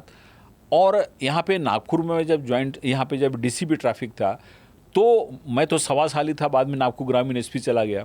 1.25 साल में 25% फेटल एक्सीडेंट हमने कम किए थे, क्योंकि एक्सीडेंट ऐसा है कि उसको हम कम कर सकते हैं, क्योंकि 90% एक्सीडेंट जो होता है ह्यूमन एरर से होता है। 10% एक्सीडेंट ऐसा है जिसको आप रोक नहीं सकते हैं, लेकिन 90% एक्सीडेंट आप अगर एनालाइज करेंगे तो आदमी की गलती से होती है। तो एक तो आपने स्टडी कर लिया, देख लिया कहीं ब्लैक स्पॉट है का, या यहाँ पे लोग गलती कर रहे हैं, यहाँ पे ओवर स्पीडिंग। 4 ही कारण है एक्सीडेंट का। एक तो ओवर स्पीडिंग से लोग जाते हैं, मान लीजिए 50 का है 100 में जा रहे हैं, ओवर स्पीडिंग आप चल रहे हैं। दूसरा आपका है मोबाइल फ़ोन से आप बात कर रहे हैं। तीसरा है आप गलत लेन से आप आ रहे हैं। और चौथा है ड्रंकन ड्राइविंग, आप ड्राइविंग कर रहे हैं, आप सिग्नल तोड़ रहे हैं। तो ये 4-5 है। तो ये 4-5 कारण हो गए। आपको ये मालूम हो गया कि यहाँ पे एक्सीडेंट होता है। आपको कारण जब कारण मालूम हो गया तो आप उसको स्टिच कर सकते हैं, फिक्स कर सकते हैं। तो उसमें बैठ के आपको एक एक, जैसे है ना, जैसे बच्चा जब पैदा होता है तो एक एक बच्चे को डॉक्टर देखता है कि इसको क्या प्रॉब्लम है, हाथ दिखता है, पैर दिखता है। वैसे ही आपको एक एक स्पॉट को देखना पड़ेगा, जैसे हम काफ़ी केयरफुली देखते हैं। ऐसा नहीं है कि आप नीचे को छोड़ दिया। और जहाँ जहाँ जब मैं बॉम्बे में जॉइंट सिविल ट्रैफिक था, वहाँ भी मैं 1.25 साल था। फिर बाद में मैं चला गया प्रिंसिपल सेक्रेटरी हूँ, वहाँ पे भी मैंने 35% फेटल एक्सीडेंट कम किए थे। तो यही उसका तरीका है कि आप डेटा निकालो, उसका स्टडी करो, ये 4-5 उसके कारण है, उसको फिक्स करो और देखो कि एक्सीडेंट कम हो जाएगा। उसके बाद ये तो एक्सीडेंट वाला हो गया। दूसरा है कि कंजेशन कैसे, क्योंकि कंजेशन कम करना भी बहुत ज़रूरी है। जैसे बहुत जगह मैं देखता हूँ कुछ सिग्नल पे कि आप सिग्नल पे 1-1 डेढ़ मिनट रुकना पड़ता है आपको। नॉर्मली अभी क्या होना चाहिए कि जैसे सुबह में ट्रैफिक जो है एक दिशा से रहता है ज़्यादा, ऑफिस जब रहती है तो आप फिर वही ट्रैफिक दोपहर में नॉर्मल हो जाता है, कम हो जाता है, फिर शाम में उल्टा ट्रैफिक शुरू होता है। तो जितने भी सिग्नल है, एक एक सिग्नल का स्टडी करके देखना पड़ेगा कि यहाँ पे ट्रैफिक का फ्लो कैसे है, और उसके हिसाब से सिग्नल को आपको सेट करना पड़ेगा। अब क्या होता है, जैसे आपने सुबह में मान लिया वर्धा रोड से कलेक्टर ऑफिस के लोग आ रहे हैं, आपने एक सिग्नल पे 1 मिनट का टाइम दिया है वर्धा रोड से इधर आने के लिए, लेकिन शाम में उल्टा हो जाता। लेकिन अगर वही टाइम रहे तो फिर क्या होगा, फिर लोग फालतू वेट करेंगे, सिग्नल पे व्हीकल नहीं है लेकिन आप रुके हुए हैं। तो इसको जितने भी सिग्नल्स हैं, सब सिग्नल का माइक्रो स्टडी करके आपको टाइम फिक्स करना पड़ेगा। बहुत सारे सिग्नल ऑटोमेटिक सिग्नल है, जैसे ऑटोमेटिक अपने हिसाब से कम ज़्यादा होते हैं, लेकिन वैसे कम सिग्नल हैं। वो सिग्नल बड़े महंगे हैं, बॉम्बे में काफ़ी सिग्नल लगे हुए हैं। हमारे यहाँ भी एक सिस्टम लग रहा है इंटीग्रेटेड। हाँ, तो इंटीग्रेटेड ट्रैफिक जो सिस्टम है उसमें, लेकिन उसमें प्रॉब्लम क्या होता है कि वो जो सिस्टम बहुत सक्सेसफुल नहीं है। इस तरह सक्सेसफुल नहीं है कि वो जो सिस्टम है वो यह समझ के चलता है कि रोड खाली है आपका। जैसे मान लिया आपने बर्डी चौक पे लगाया, तो वो जो सिस्टम डिजाइन किया हुआ है सॉफ्टवेयर, उसमें ऐसा है कि पूरा रोड खाली है और उस पर जा रहा है। हमारे यहाँ तक रोड गाड़ियाँ पार्क होती हैं, तो वो गाड़ियाँ भी उसमें वो काउंट कर लेता है, और जब वो काउंट कर लेगा तो सिस्टम फेल हो जाता है। और दूसरी बात क्या है, हमारे यहाँ फ्लो ज़्यादा है कहीं गाड़ियों का, तो जब गाड़ियों का फ्लो ज़्यादा है तो सिस्टम तो एक फिक्स है ना। वो सिस्टम आप अगर उसको 1 मिनट का सिग्नल कहीं पे देते हैं, 1 मिनट के बाद सिग्नल बंद हो जाएगा। लेकिन हमारे यहाँ गाड़ियाँ चलती रहती हैं, साइड में पार्किंग की गाड़ियाँ हैं, कहीं पे लोग गाड़ी लगाए हुए हैं, कहीं पे ठेला लगाए हुए हैं। तो इसलिए वो सिस्टम जो है ना, वो सिस्टम काम करेगा, लेकिन मैनुअली भी करना पड़ेगा। आप जब तक केवल सिस्टम पे छोड़ेंगे नहीं होगा। क्योंकि हमारे यहाँ जैसे आप विदेश में जाते हैं तो वहाँ क्या है कि व्हीकल, वहाँ पे पार्किंग लॉट है। हमारे यहाँ कहाँ पार्किंग है, सारी गाड़ियाँ तो रोड पे खड़ी होती हैं। आप कहीं भी कॉलोनी में चले जाओ, बॉम्बे में आप चले जाओ, तो जो करोड़पति गली है उसकी सारी गाड़ियाँ रोड पे खड़ी हैं। तो जब गाड़ियाँ रोड पे खड़ी होंगी तो एक तो क्या है कि आपका 25% रोड उसमें चला गया, वो रोड उसमें चला गया, तो फिर तो इसलिए हमको यहाँ पे टेक्नोलॉजी प्लस मैनुअल दोनों करना पड़ेगा। आप पूरी तरह से टेक्नोलॉजी पे डिपेंड करेंगे तो फेल हो जाएंगे। तो वहाँ पे ये सारी चीज़ों को, और उसमें क्या है, एक ट्रैफिक एडवाइजरी कमेटी भी है। ट्रैफिक एडवाइजरी कमेटी की बैठक हर एक महीने होनी चाहिए। उसमें पूरे एरिया के ट्रैफिक से इंटरेस्टेड लोग हैं उनको वहाँ पे लिया जाता है, क्योंकि अफसर आता है चला जाता है, 2 साल काम करे, 1 साल, उसको कुछ मालूम नहीं रहता है। लेकिन 40-40 साल से उस एरिया के जो लोग रहे हैं उनको मालूम है क्या प्रॉब्लम है ट्रैफिक का, रोड का क्या। आप उनको लोग कॉन्फिडेंस में, आप उनको जब बुलाओगे हर एक महीने चर्चा करोगे तो बताएंगे कि साहब इस चौक पे ऐसा प्रॉब्लम है, और सॉल्यूशन वही बता देते हैं। फिर सोशल पुलिसिंग की बात है। यहाँ पे भी मैंने उस ट्रैफिक एडवाइजरी कमेटी को हर एक महीने में खुद मीटिंग लेता था। बॉम्बे में मैं था, इतना बड़ा बॉम्बे है, वहाँ पे भी हर एक 2 महीने पे मैं मीटिंग ज्वाइंट से भी ट्रैफिक लेता था, और वो मीटिंग 3-3, 4-4 घंटा चलती थी। कहाँ पे क्या प्रॉब्लम है, क्यों प्रॉब्लम हो रहा है। अब जो आदमी 50 साल से रह रहा है उसको तो मालूम है सब, वहाँ पे वो आपको सोल्यूशन बता देगा, और आप करेंगे तो 90% मैंने देखा कि प्रॉब्लम सॉल्व हो गया। इसके अलावा जो चौक पे कांस्टेबल खड़े रहते हैं उनका भी मैं 15 दिन पे खुद एक मीटिंग लेता था, क्योंकि मैं तो अफसर हूँ, मैं ऑफिस में बैठता हूँ, एसी गाड़ी में आया चला गया। वो चौक पे जो 8 घंटा कांस्टेबल खड़ा है उसको मालूम है यहाँ पे क्या प्रॉब्लम है, उससे पूछो आप, वो भी आपको बताएगा कि सर इसको कैसे सॉल्व कर सकते हैं। तो जो ट्रैफिक में सबसे लोएस्ट रैंक का अफसर है, कांस्टेबल है, उसको भी आप मीटिंग में बुलाओ, उससे भी बात करो, पब्लिक से बात करो, डाटा का स्टडी करो। ये जो हमने 4 ई बताया उसको आप लो, ये जो 4 कॉजेज बताए, ओवर स्पीडिंग है, ड्रंकन ड्राइविंग है, सिग्नल जंपिंग है, मोबाइल भी, इन सब को करेंगे तो आप 50% एक्सीडेंट तो ऐसे ही कम कर सकते हो। पर हमारे यहाँ जो राइट टर्न का प्रयोग चल रहा है उसको आप किस तरीके से देखते हैं? जो प्रयोग हुआ है उसको सफल देखते हैं, और राइट टर्न पर पाबंदी लगा दी जानी चाहिए पूरे देखिए, जहाँ तक मेरा अपना ऐसा मानना है कि ब्लाइंडली नहीं होना चाहिए। जैसे स्टडी करके आप उसको करो, आप देखो कि उसके लिए अपनों को कुछ ट्रैफिक इंजीनियर को अपने साथ रखना पड़ेगा।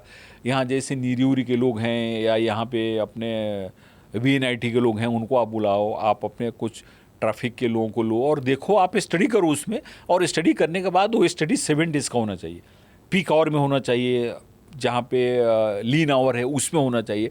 और स्टडी करके अगर आपको लगता है कि बेटर है राइट टर्न बंद करना, मेरे हिसाब से ब्लाइंडली बंद करना ठीक नहीं है। स्टडी करके उसको देख के और उसके हिसाब से फिर उसमें पब्लिक को भी इन्वॉल्व करो। आप वहाँ पे अगल बगल में लोग रहते हैं, आते हैं, उनको भी इन्वॉल्व करो। दूसरा है कि ट्रैफिक वार्डन पहले हुआ करते थे, जैसे पब्लिक में जो अच्छे लोग हैं उनका हम पुलिस वेरिफिकेशन करके उनको उनके चौक पे देते थे, वो ट्रैफिक के साथ 1-1.5 घंटे का, वो भी बहुत ज़रूरी है। ठीक है, उसमें कुछ लोग मिसयूज़ करते होंगे, लेकिन पुलिस में भी तो मिसयूज़ करते हैं, पुलिस में भी तो लोग गड़बड़ करते हैं। तो मेरा क्या बोलना है कि किसी भी डेमोक्रेटिक सेटअप में, किसी भी तरह के पुलिसिंग में, जब तक आप पब्लिक को इन्वॉल्व नहीं करोगे, सोशल पुलिसिंग नहीं करोगे, तब तक आपका पुलिसिंग सक्सेस नहीं होगा। और हमारे संविधान में जिस प्रशासन की कल्पना की गई वो हम पूरा नहीं कर सकते। सर, एक सवाल अब आपसे ऐसा है कि आपने राज्य के कई शहरों में काम किया, लेकिन जब आप नागपुर CP थे उस समय एक छवि आपकी ये भी बन गई थी पब्लिक CP करके, कि मतलब पब्लिक CP हैं आप। और उसके बाद में उसी समय लगभग आपने तय कर लिया था कि आप रिटायरमेंट के बाद में नागपुर में ही सेटल होंगे।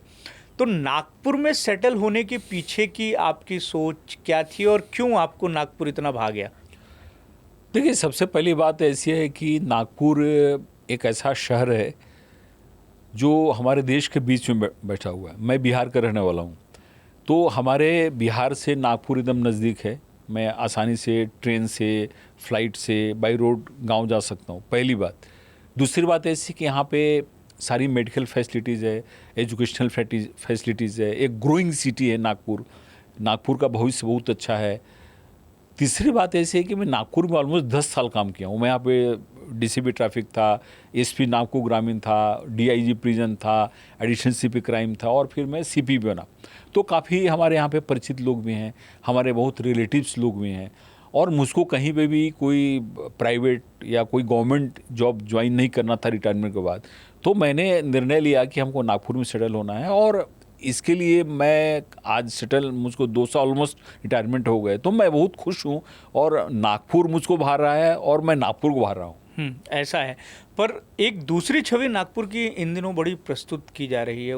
चूंकि आप इस फील्ड के एक्सपर्ट हैं तो आप बेहतर तरीके से बता सकते हैं। जो क्राइम को लेके क्रिटिसिज्म नागपुर को हो रहा है, क्राइम कैपिटल एक तरीके से जो है वो बातचीत की जाती है, विधानसभा और विधान भवन में तक नागपुर में जो क्राइम होता है उसकी गूंज सुनाई देती है। ये सारी स्थिति परिस्थितियों को आप किस तरीके से देखते हैं? आप खुद रहने के लिए एक सेफ सिटी के तौर पर एक जगह को चुनेंगे और दूसरी जगह इस तरीके की जो धारणा है वो सामने आती है। आपका परसेप्शन क्या कहता है? देखिए द्विवेदी जी, ये जो इशू है ना, बड़ा पुराना इशू है। आज ही से नागपुर को क्राइम करते, बहुत पहले से करते हैं। और जहाँ तक मेरा ऐसा मानना है कि किसी ने, मैं नाम नहीं लूँगा उस लीडर का जिसने इसको शुरू किया था, वो उन्होंने एक पॉलिटिकल स्टेटमेंट दिया था कि नागपुर एक क्राइम कैपिटल है। लेकिन आप जब क्राइम को एनालाइज करेंगे, पूरे देश के क्राइम को या महाराष्ट्र के क्राइम को, तो ये ज़रूर है कि कुछ क्षेत्र में क्राइम जो सो ज़्यादा है नागपुर में। लेकिन आप जब क्राइम को देखेंगे तो उसमें मैक्सिमम क्राइम जो है ना, वो किसी पर्सनल एनिमिटी या अचानक होने के चलते क्राइम हुए हैं। तो एक कहना कि नागपुर, आप जैसे मैंने एनालाइज उस समय किया था, अमरावती को ले लो, अमरावती में भी क्राइम कोई नागपुर से कम नहीं है। आप औरंगाबाद के ले लो, औरंगाबाद में क्राइम कम नहीं है।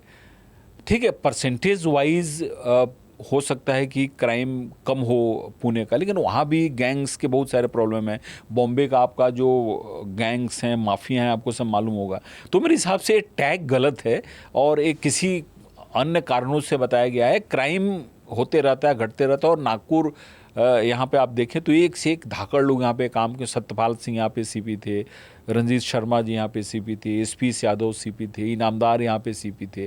तो जितने बड़े, जिन लोगों ने नागपुर पूरे महाराष्ट्र पुलिस को लीड किया है, वो यहाँ पे उसमें से 99.9% ऐसे लोग हैं जो नागपुर में काम किए। हेमंत सिंह थे जो बॉम्बे के सीपी बने यहाँ पे। तो इस मेरे हिसाब से ये टैग गलत है और क्राइम ऊपर ज़्यादा हो। लेकिन मैं ऐसा मानता हूँ कि नागपुर पुलिस एक एफिशिएंट पुलिस है। घटनाएं कुछ होती होंगी, लेकिन उन घटनाओं का उपाय योजना करना, घटनाओं को ये करना और उसको कंट्रोल करना, और ये police one of the best police मैंने देखा है अपने पूरे करियर में। आपके आइडियोलॉजिकल या आपके आइडियल अफसर कौन रहे हैं जिनको आप बहुत ज़्यादा एडमायर करते हो आपकी सर्विस देखिए, में? मैं चंद्रपुर में जब प्रोबेशनर था ट्रेनिंग में, तो वहाँ पे केएल प्रसाद करके थे। केएल प्रसाद साहब समझो कि 82 बैच के आईपीएस ऑफिसर थे। मैं उनको गुरु मानता हूँ। और मैं तो बिहार से आया था, वो आंध्रा के रहने वाले थे। तो उन्होंने जैसे एक अपने छोटे भाई को व्यवहार दिया, तो वैसे व्यवहार दिया, सिखाया। और मुझको सोशल पुलिसिंग उन्होंने सिखाया। वो मुझको हमेशा कहा करते थे कि आप जब भी कहीं पे जाते हो पुलिशन में, तो you should behave very politely with constable. आप ये मत समझो कि आप आईपीएस अफसर हो। वो बोलते थे कि मैंने बहुत आईपीएस अफसर को देखा है कि बहुत एरोगेंटली बात करते हैं, कांस्टेबल को बहुत नीचा दिखाएंगे, उससे बात नहीं करेंगे, उससे मिलेंगे नहीं, उसको बैठने के नहीं बोलेंगे। तो वो लोग, देखो ये तुम्हारा सारा सक्सेस है ना, ये कांस्टेबल का ही सक्सेस है। तुम रोड पे कुछ नहीं करने वाले हो। तो तुम्हारा टीम कब बनेगा? जब कांस्टेबल तुम्हारे साथ होगा। तो जब जाते हो पुलिस में तो कांस्टेबल से बात करो, उसका कुछ फैमिली प्रॉब्लम है क्या, उसकी ड्यूटी कैसी चल रही है, उसके बच्चे का स्कूल में एडमिशन नहीं हो रहा तो आप हेल्प करो उसको एडमिशन कराने में, उसको घर, उसके लाइन विजिट करो, परेड पे जाओ, लोगों को रिवार्ड दो, पनिशमेंट बहुत कम दो, अप्रिशिएट करो। 26 जनवरी है, 15 अगस्त है, फर्स्ट में है फंक्शन, लो उनके फैमिली को बुलाओ। तो मैंने, और वो बोले कि देखो भूषण, एक कब की बात है, 90s की बात है, 90। और आज समझो कि मैं रिटायर हो गया, ऑलमोस्ट 44-45 साल हो गए। उन्होंने जो बात बोला था, आज भी मुझको वो बात समझ में आ रही। वो बोलते थे कि भूषण, रिटायरमेंट के बाद तुमसे जब कोई मिलेगा ना, तो यही बोलेगा कि आपने उसके साथ कैसे व्यवहार किया था। और रिटायरमेंट के बाद अगर तुम्हारा आधार है, तब समझो कि वेरी सक्सेसफुल ऑफिसर। तुम जब सर्विस में हो तो एवरीबॉडी इज विथ यू, हर एक आदमी तुमको सैल्यूट मारता है, सलाम ठोकता है, गाड़ी के आगे पीछे। लेकिन रिटायरमेंट के बाद भी तुम्हारे पास कोई आया, तुमको रेस्पेक्ट करे, फ़ोन करे, तुम्हारे बर्थडे में विश करे, तुमसे आके मिले और बताए, तो ये सोशल पुलिसिंग मैंने उनसे सीखा और उनको मैं अपना गुरु मानता हूँ। उसके बाद हमारे डॉक्टर सत्यपाल सिंह थे। सत्यपाल सिंह ने भी हमको काफ़ी सिखाया, उन्होंने भी सोशल पुलिसिंग सिखाया। मैं जब चंदपुर में एसपी था तो मेरे यहाँ पे डीआईजी थे नागपुर रेंज में। बाद में जब यहाँ पे मैं एडिशनल सीपी क्राइम हुआ तो यहाँ पे भी ये थे। और वो हमेशा बोलते थे कि पुलिसिंग में अच्छा वक्ता होना बहुत ज़रूरी है। आप जब कहीं पे जाते हो, अच्छे तरह से बात करते हो, तो शब्द ब्रह्म है। वो बोलते थे कि शब्द ब्रह्म है। ये दुनिया में शब्द जैसा कुछ जादू नहीं है। इसी शब्द से सब होता है, इसी से लड़ाई भी होता है, इसी से झगड़ा भी होता है। तो तुम पब्लिक मीटिंग में जाओ, लोगों से बात करो और try to speak very well. इसके लिए तुमको पढ़ना चाहिए। तो ये जो और भी बहुत सारे अफसर्स हैं, लेकिन ये 2 ऑफिसर्स हमारे माने कैरियर को बनाने में इनका काफ़ी योगदान रहा, और आज भी मैं इन लोगों को काफ़ी मैंने मानता हूँ। एक चीज़ ये भी है कि अफसर अपने पावर को नहीं दिखा रहे हैं, उसको थोड़ा सा बहुत सहज ही रख रहे हैं। इसके पीछे की एक बड़ी वजह शायद ये भी हो सकती है कि अब सर्विसेज में ऐसे लोग आ रहे हैं जो बहुत ही सामान्य सी पृष्ठभूमि से आते थे। जैसे शुरुआत में हम देखते थे कि संपन्न परिवारों के लोग, पढ़े लिखे परिवारों के लोग इस सर्विसेज में आ रहे हैं, तो वो एक रुतबा भी उनके साथ चलता हुआ आ रहा था। लेकिन अब जो नई जनरेशन आ रही है वो सारी चीज़ों को समझ रही है, आम आदमी की तकलीफ़ को समझ रही है।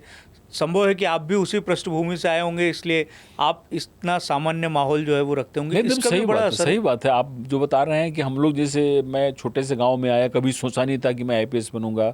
पिताजी हाई स्कूल में टीचर थे, एक छोटा सा सहज गांव था, कुछ नहीं था। और हमसे भी जो सोशली फाइनेंशियली जो बैकवर्ड लोग थे वो भी लोग आए हुए हैं माने। और जैसे अभी अपने यहाँ जैसे दलित समाज से लोग आ रहे हैं, आदिवासी समाज से लोग आ रहे हैं, पिछड़े वर्ग से लोग आ रहे हैं, तो उनको दर्द मालूम है, उनको वेदना मालूम है। तो वो जब समाज में आते हैं तो उनको लगता है कि भाई हम तो इसी माहौल से आए, तो वो भी एक बहुत बड़ा कारण है। और आपने बताया कि आज से 30-40 साल पहले एक उच्च भ्रू परिवार के लोग आते थे, लेकिन आज हर एक सेगमेंट के लोग इंटर कर रहे हैं, तो उससे भी एक इफेक्ट पड़ा है। एक चीज़ सर, एक सवाल ऐसा है, बहुत ज़रूरी भी मुझे लगता है कि तकनीक बहुत उन्नत हो रही है, पुलिसिंग में भी तकनीक जो है वो मदद कर रही है। आजकल तो एआई का ज़माना है।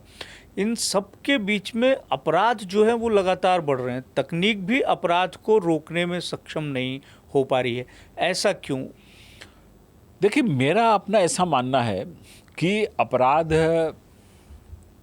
के बारे हम जब चर्चा करते हैं तो अपराध के अनेक कारण हैं, बहुत सारे। क्रिमिनोलॉजी में हम जब देखें बहुत सारे कारण हैं।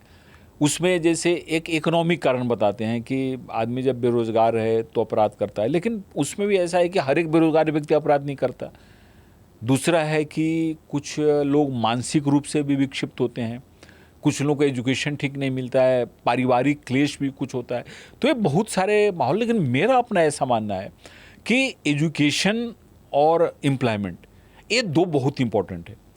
जब हम बच्चे को अच्छे ढंग से एजुकेट करेंगे, उसको एजुकेशन देंगे, उसको सिखाएंगे, और उस एजुकेशन के बाद उसको जब एम्प्लॉयमेंट मिलेगा तो अपने समाज में अपराध ऐसे ही कम हो जाएंगे। और दूसरा कोई कारण नहीं है। पूरी दुनिया में जो रिसर्च हुआ है, या मैंने 34 साल जो मैंने पुलिस सर्विस में काम किया है, आप शॉर्ट टर्म कुछ ले सकते हो, शॉर्ट टर्म आप ले कि आपने बहुत पुलिस लगा दिया, लेकिन वो 10-15 दिन का बात है। इसमें लॉन्ग टर्म अपने को करना जरूरी है कि बच्चे को एजुकेट अच्छे ढंग से किया जाए, हर एक बच्चे को एजुकेशन मिले। और केवल एजुकेशन नहीं, आप एजुकेशन देकर छोड़ दिया, भूखे मर रहा है, उसका काम नहीं है, वो भी गड़बड़ है। तो उसको एम्प्लॉयमेंट मिले, और एजुकेशन के बाद तो आप देखेंगे कि शांति आ जाएगी और माहौल बहुत ही अच्छा हो जाएगा। ये 2 बहुत जरूरी है। आप एक बात ये भी कहते हैं कि बच्चों को, जो बच्चे बड़े हो रहे हैं, उनको 2 जगहें ज़रूर दिखाई जानी चाहिए, एक जेल और एक वृद्धाश्रम। इसके पीछे की सोच नहीं, सही बात है। जैसे देखिए क्या होता है कि हमारे बच्चे जो हैं वो कच्चे घड़े की तरह होते हैं, अभी उनका शेप आया नहीं होता है, तो उनको आप जैसा शेप करेंगे उस हिसाब से बच्चे होंगे। तो बच्चे हमारे अपराध न करें, ये एक मैसेज जाना जरूरी है। तो एजुकेशन एम्प्लॉयमेंट तो है ही, जो अपना समय के अनुसार होगा। और दूसरा हमारा सोशल लेवल, आज हम जो कुछ हैं अपने माँ पिता के चलते हैं, हमारे माँ पिता ही का ही खून हमारे अंदर दौड़ रहा है, हम उनके एक्सटेंडेड रूप हैं, तो उनके प्रति भी हमारी जवाबदारी बनती है। और मैं भारतीय संस्कृति के परिप्रेक्ष्य में बात कर रहा हूँ, मैं विदेशी संस्कृति बात नहीं करता कि अपने मियाँ बीवी बच्चे की बात। तो हम ये मानते हैं कि हमारे माँ पिताजी का भी केयर करना जरूरी है। तो बच्चे जब वृद्धाश्रम में जाएंगे तो जब वहाँ पे जाते हैं तो देखते हैं वहाँ बूढ़े लोग रह रहे हैं, बूढ़े लोग उनसे बात करते हैं। जैसे मेरा बच्चा गया था वृद्धाश्रम में, जब वो 10th में पढ़ा रहा था, तो वहाँ पे गया तो आया तो बहुत रो रहा था। बोले क्यों रो रहे हो? तो बोले कि पापा मैं गया था वहाँ पे, एक मुझको अंकल मिले 70 ईयर के थे, और मुझको देख के रोने लगे और बोले कि देखो बेटा, मैं जीपीएफ डिपार्टमेंट में काम करता था और मुझको 60 लाख रुपए मेरे रिटायरमेंट के बाद मेरा बेटा और मेरा पतोह बोलू कि पैसा दे दिए, हम आपको रखेंगे। तो मैंने पैसा दिया और घर अच्छा बनाया, बाद में मुझको घर से निकाल दिया और मैं यहाँ पे आके मुझको पेंशन मिलता है, 20 साल उससे रहता हूँ। और देखो बेटा, तुम अपने पापा के साथ ऐसा नहीं कर। तो जानता नहीं था कि मेरा बेटा है जी। तो मैंने उसको बोला कि कोई बात नहीं, बोला कि नहीं पापा मैं तो आपको घर से नहीं, छोटा था जी। मैं आपको घर से नहीं निकालूंगा। और आज भी वो उसको याद है। जी। तो जब वृद्धाश्रम में ले जाएंगे तो वो एक कल्चर जो अपना है वो कल्चर आएगा। दूसरा, जब जेल में जैसे बच्चे जाके देखेंगे तो उनको लगेगा कि जो अपराध करता है वो जेल में आता है, तो उनके मन में भी भावना पैदा होगी। तो मैं ये लोगों को बोलता हूँ कि बच्चों को जेल भी दिखाओ और वृद्धाश्रम दिखाओ, उनका भविष्य उससे अच्छा जरूर होगा। जी। सर, आपका मैं सोशल मीडिया चेक कर रहा था, इन दिनों आप काफ़ी एक्टिव हैं, इंस्टाग्राम, लिंक्डइन और यूट्यूब और बाकी के जो सोशल मीडिया के प्लेटफॉर्म्स हैं, उसमें कई विषयों पर आप बात कर रहे हैं। मैं आपकी पर्सनालिटी देख रहा हूँ, आप अध्यात्म में बात कर रहे हैं, आप योगा पे बात कर रहे हैं, आप मेंटल हेल्थ पे बात कर रहे हैं, आप मेडिटेशन पे बात कर रहे हैं। तो ये जो सारी चीज़ें हैं, इनको आप कितना ज़रूरी मानते हैं, और ये सारे विषयों पर बातचीत आप कर रहे हैं या कर पा रहे हैं, उसकी प्रेरणा कहाँ से मिलती है या वो सोर्स कहाँ से आता है? आप आध्यात्म में भी बहुत अच्छा जो है वो बातचीत करते हैं और आध्यात्मिक व्यक्ति तो आप हैं ही। देखिए द्विवेदी जी, मैं ये बात को मानता हूँ कि जैसे विवेकानंद कहा करते थे कि एवरी सोल इज़ डिवाइन। हर एक सोल जो है सो दिव्य है, डिवाइन है, हमको उसको डिस्कवर करना है। तो भौतिक चीज़ें जो हैं वो हमको एक लिमिट से ऊपर नहीं ले जा सकती हैं, और हमको उन भौतिक चीज़ों का जो मज़ा आता है वो लिमिट तक आता है, इंद्रियों के सुख का। तो उसके बाद हमको अंदर झांकने की ज़रूरत है। अगर आपको समाधान चाहिए, आपको कंटेनमेंट चाहिए, आपको आनंद चाहिए, आपको ब्लिस चाहिए, तो हमारे अंदर ही है। तो जब हम अध्यात्म की ओर, अध्यात्म कोई धर्म नहीं है, अध्यात्म क्या है? अध्यात्म अपने अंदर झांकना है, हमारे अंदर जो आत्मिक सुख है उसको प्राप्त करने के लिए। और योग उसका एक साधन है। हम जब ध्यान करते हैं, हम जब जप करते हैं, हम जब धारणा करते हैं, तो हमारे अंदर वो आनंद धीरे धीरे प्रकट होता है। और हमने देखा है कि जब वो आनंद प्रकट होता है तो एक तो आपका स्ट्रेस खत्म हो जाता है, तनाव खत्म हो जाता है, लाइफ में कन्फ्लिक्ट खत्म हो जाता है, और आपको सारे लोग अपने दिखने लगते हैं।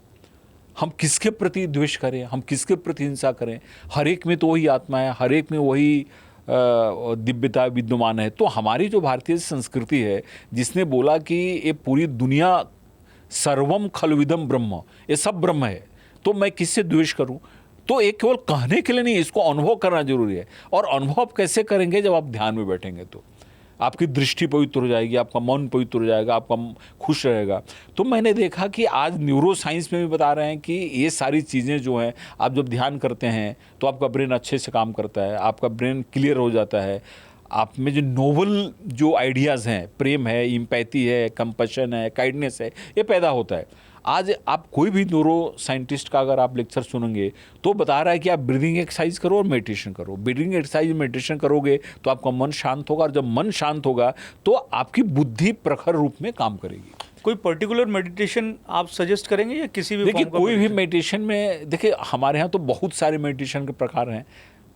हम लोग गुरु से दीक्षा भी लेते, जैसे भगवान रजनीश हैं, ओशो का जो सो डायनेमिक मेडिटेशन है, महेश योगी का ट्रांसेंडेंटल मेडिटेशन है, उसके बाद परमहंस योगानंद जी का क्रिया योग है। ऐसे बहुत सारे मेडिटेशन है। लेकिन सिंपल आप मेडिटेशन में आप बैठ जाइए, और बैठने के बाद सबसे सिंपल है आप अपने ब्रीदिंग को देखिए, महसूस करिए। जो आनापान सती भगवान बुद्ध का है उसको महसूस कीजिए। अगर उसको आप करते हैं तो उससे भी आपका नर्वस सिस्टम काम डाउन हो जाएगा, और जैसे ही नर्वस सिस्टम आपका काम डाउन तो आपकी बुद्धि प्रखर हो जाती है, आपका फोकस बढ़ जाएगा, आपकी दृष्टि व्यापक हो जाएगी, आपकी कनेक्टिविटी बढ़ जाएगी, आपको खुद होने लगेगा। जैसे इस रूम में मान लिया गर्मी है, आपने एसी चालू कर दिया तो ठंडी हो गई। इस रूम में अगर ठंडी है, आपने हीटर चालू, वैसे बॉडी में भी हीलिंग और कूलिंग सिस्टम है। तो प्राणायाम और ध्यान के द्वारा हम उसको कम ज़्यादा कर सकते हैं। आपको गुस्सा आता है कभी? नहीं, गुस्सा आता है अगर कहीं कुछ गड़बड़ हो, लेकिन मेरे गुस्से पे कंट्रोल रहता है। हाँ। जैसे मेरी जो बुद्धि है वो भावना पे हमेशा मजबूत रहती है। भावना अगर उफान पे भी आएगी लेकिन बुद्धि उसको बाहर नहीं आने देती। तो गुस्सा तो आना चाहिए लेकिन उस पर बुद्धि का अंकुश रहे।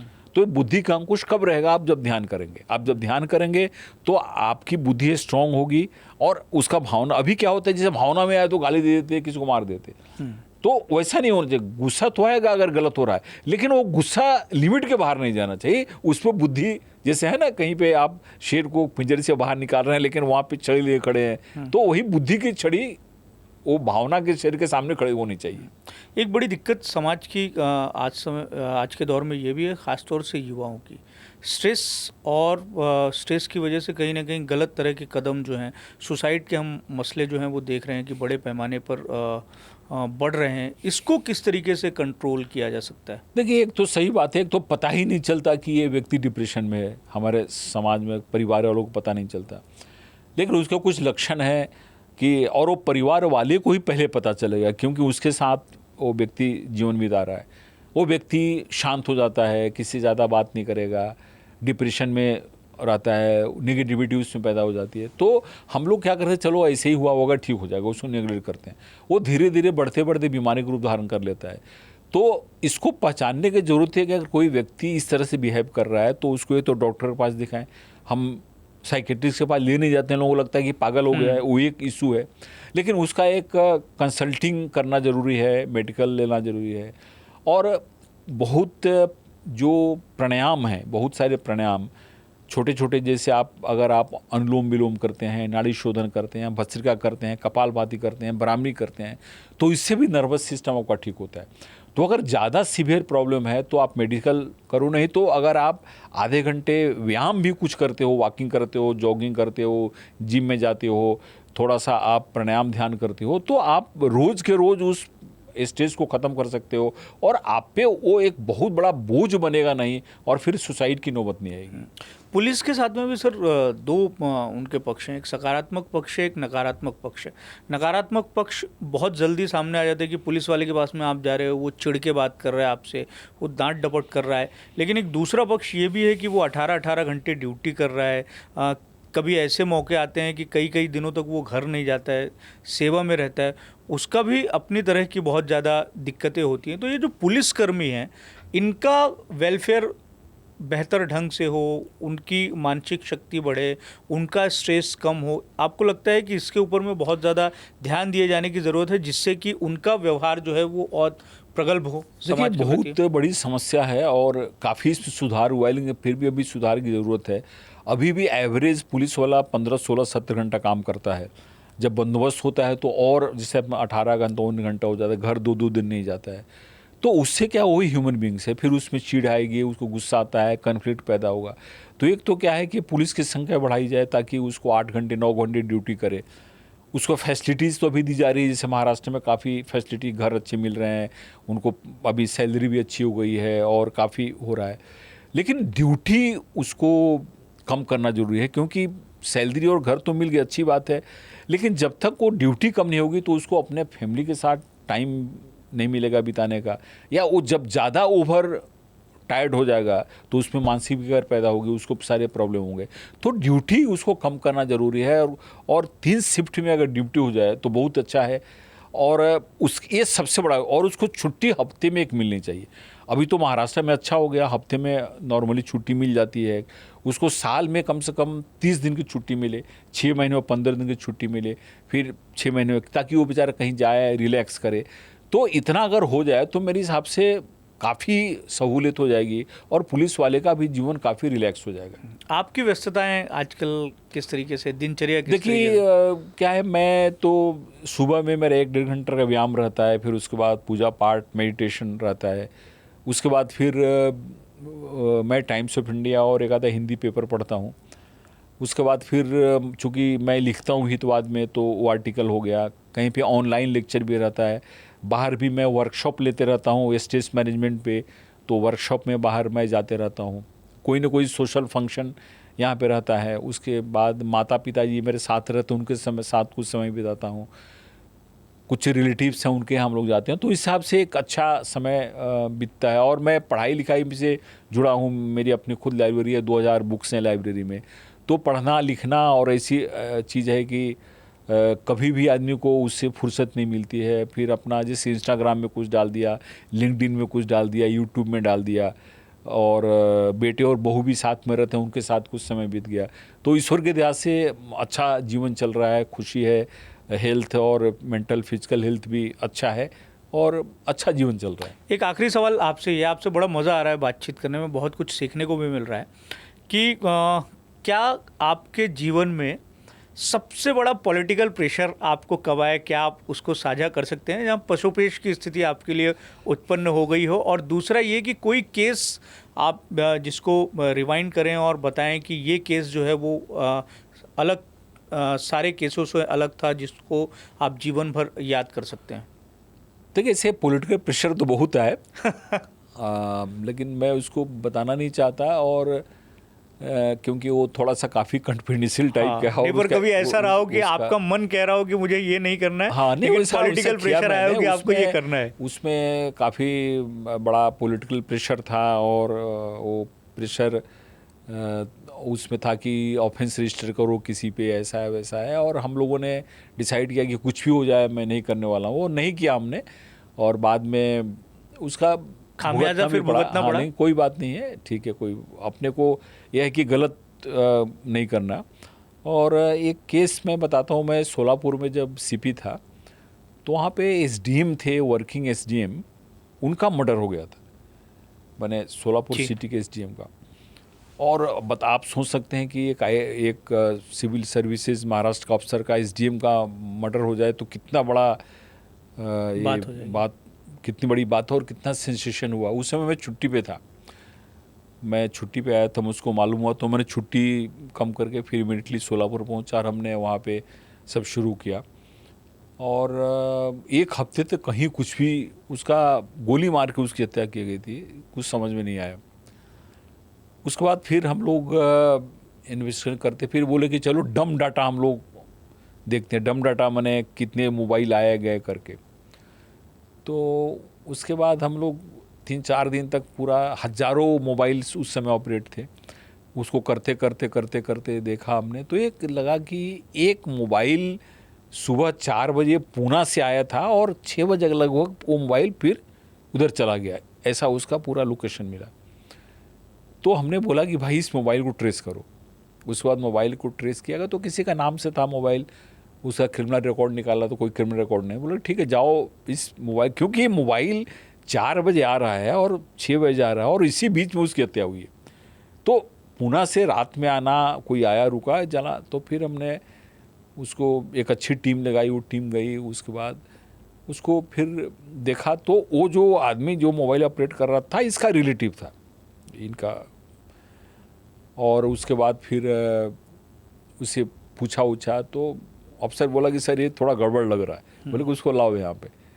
उसके बाद फिर उसको ला रहे थे और वहाँ पे एक टेम्हुरनी जगह है सोलापुर और पुणे के बीच में, टेम्हुरनी, वहाँ पे ये लोग चूँकि रात में उसको लेके चले थे तो वहाँ पे रुके ढाबे पे फ्रेश होने। तो वो आदमी जैसे ही इनको लगा वो जो है एक ट्रक के नीचे कूद गया, और ट्रक के नीचे कूद गया, उसका पैर दोनों पूरा कट गया और उसका थोड़ी देर में डेथ हो गया। अब वो ख़त्म हो गया एविडेंस।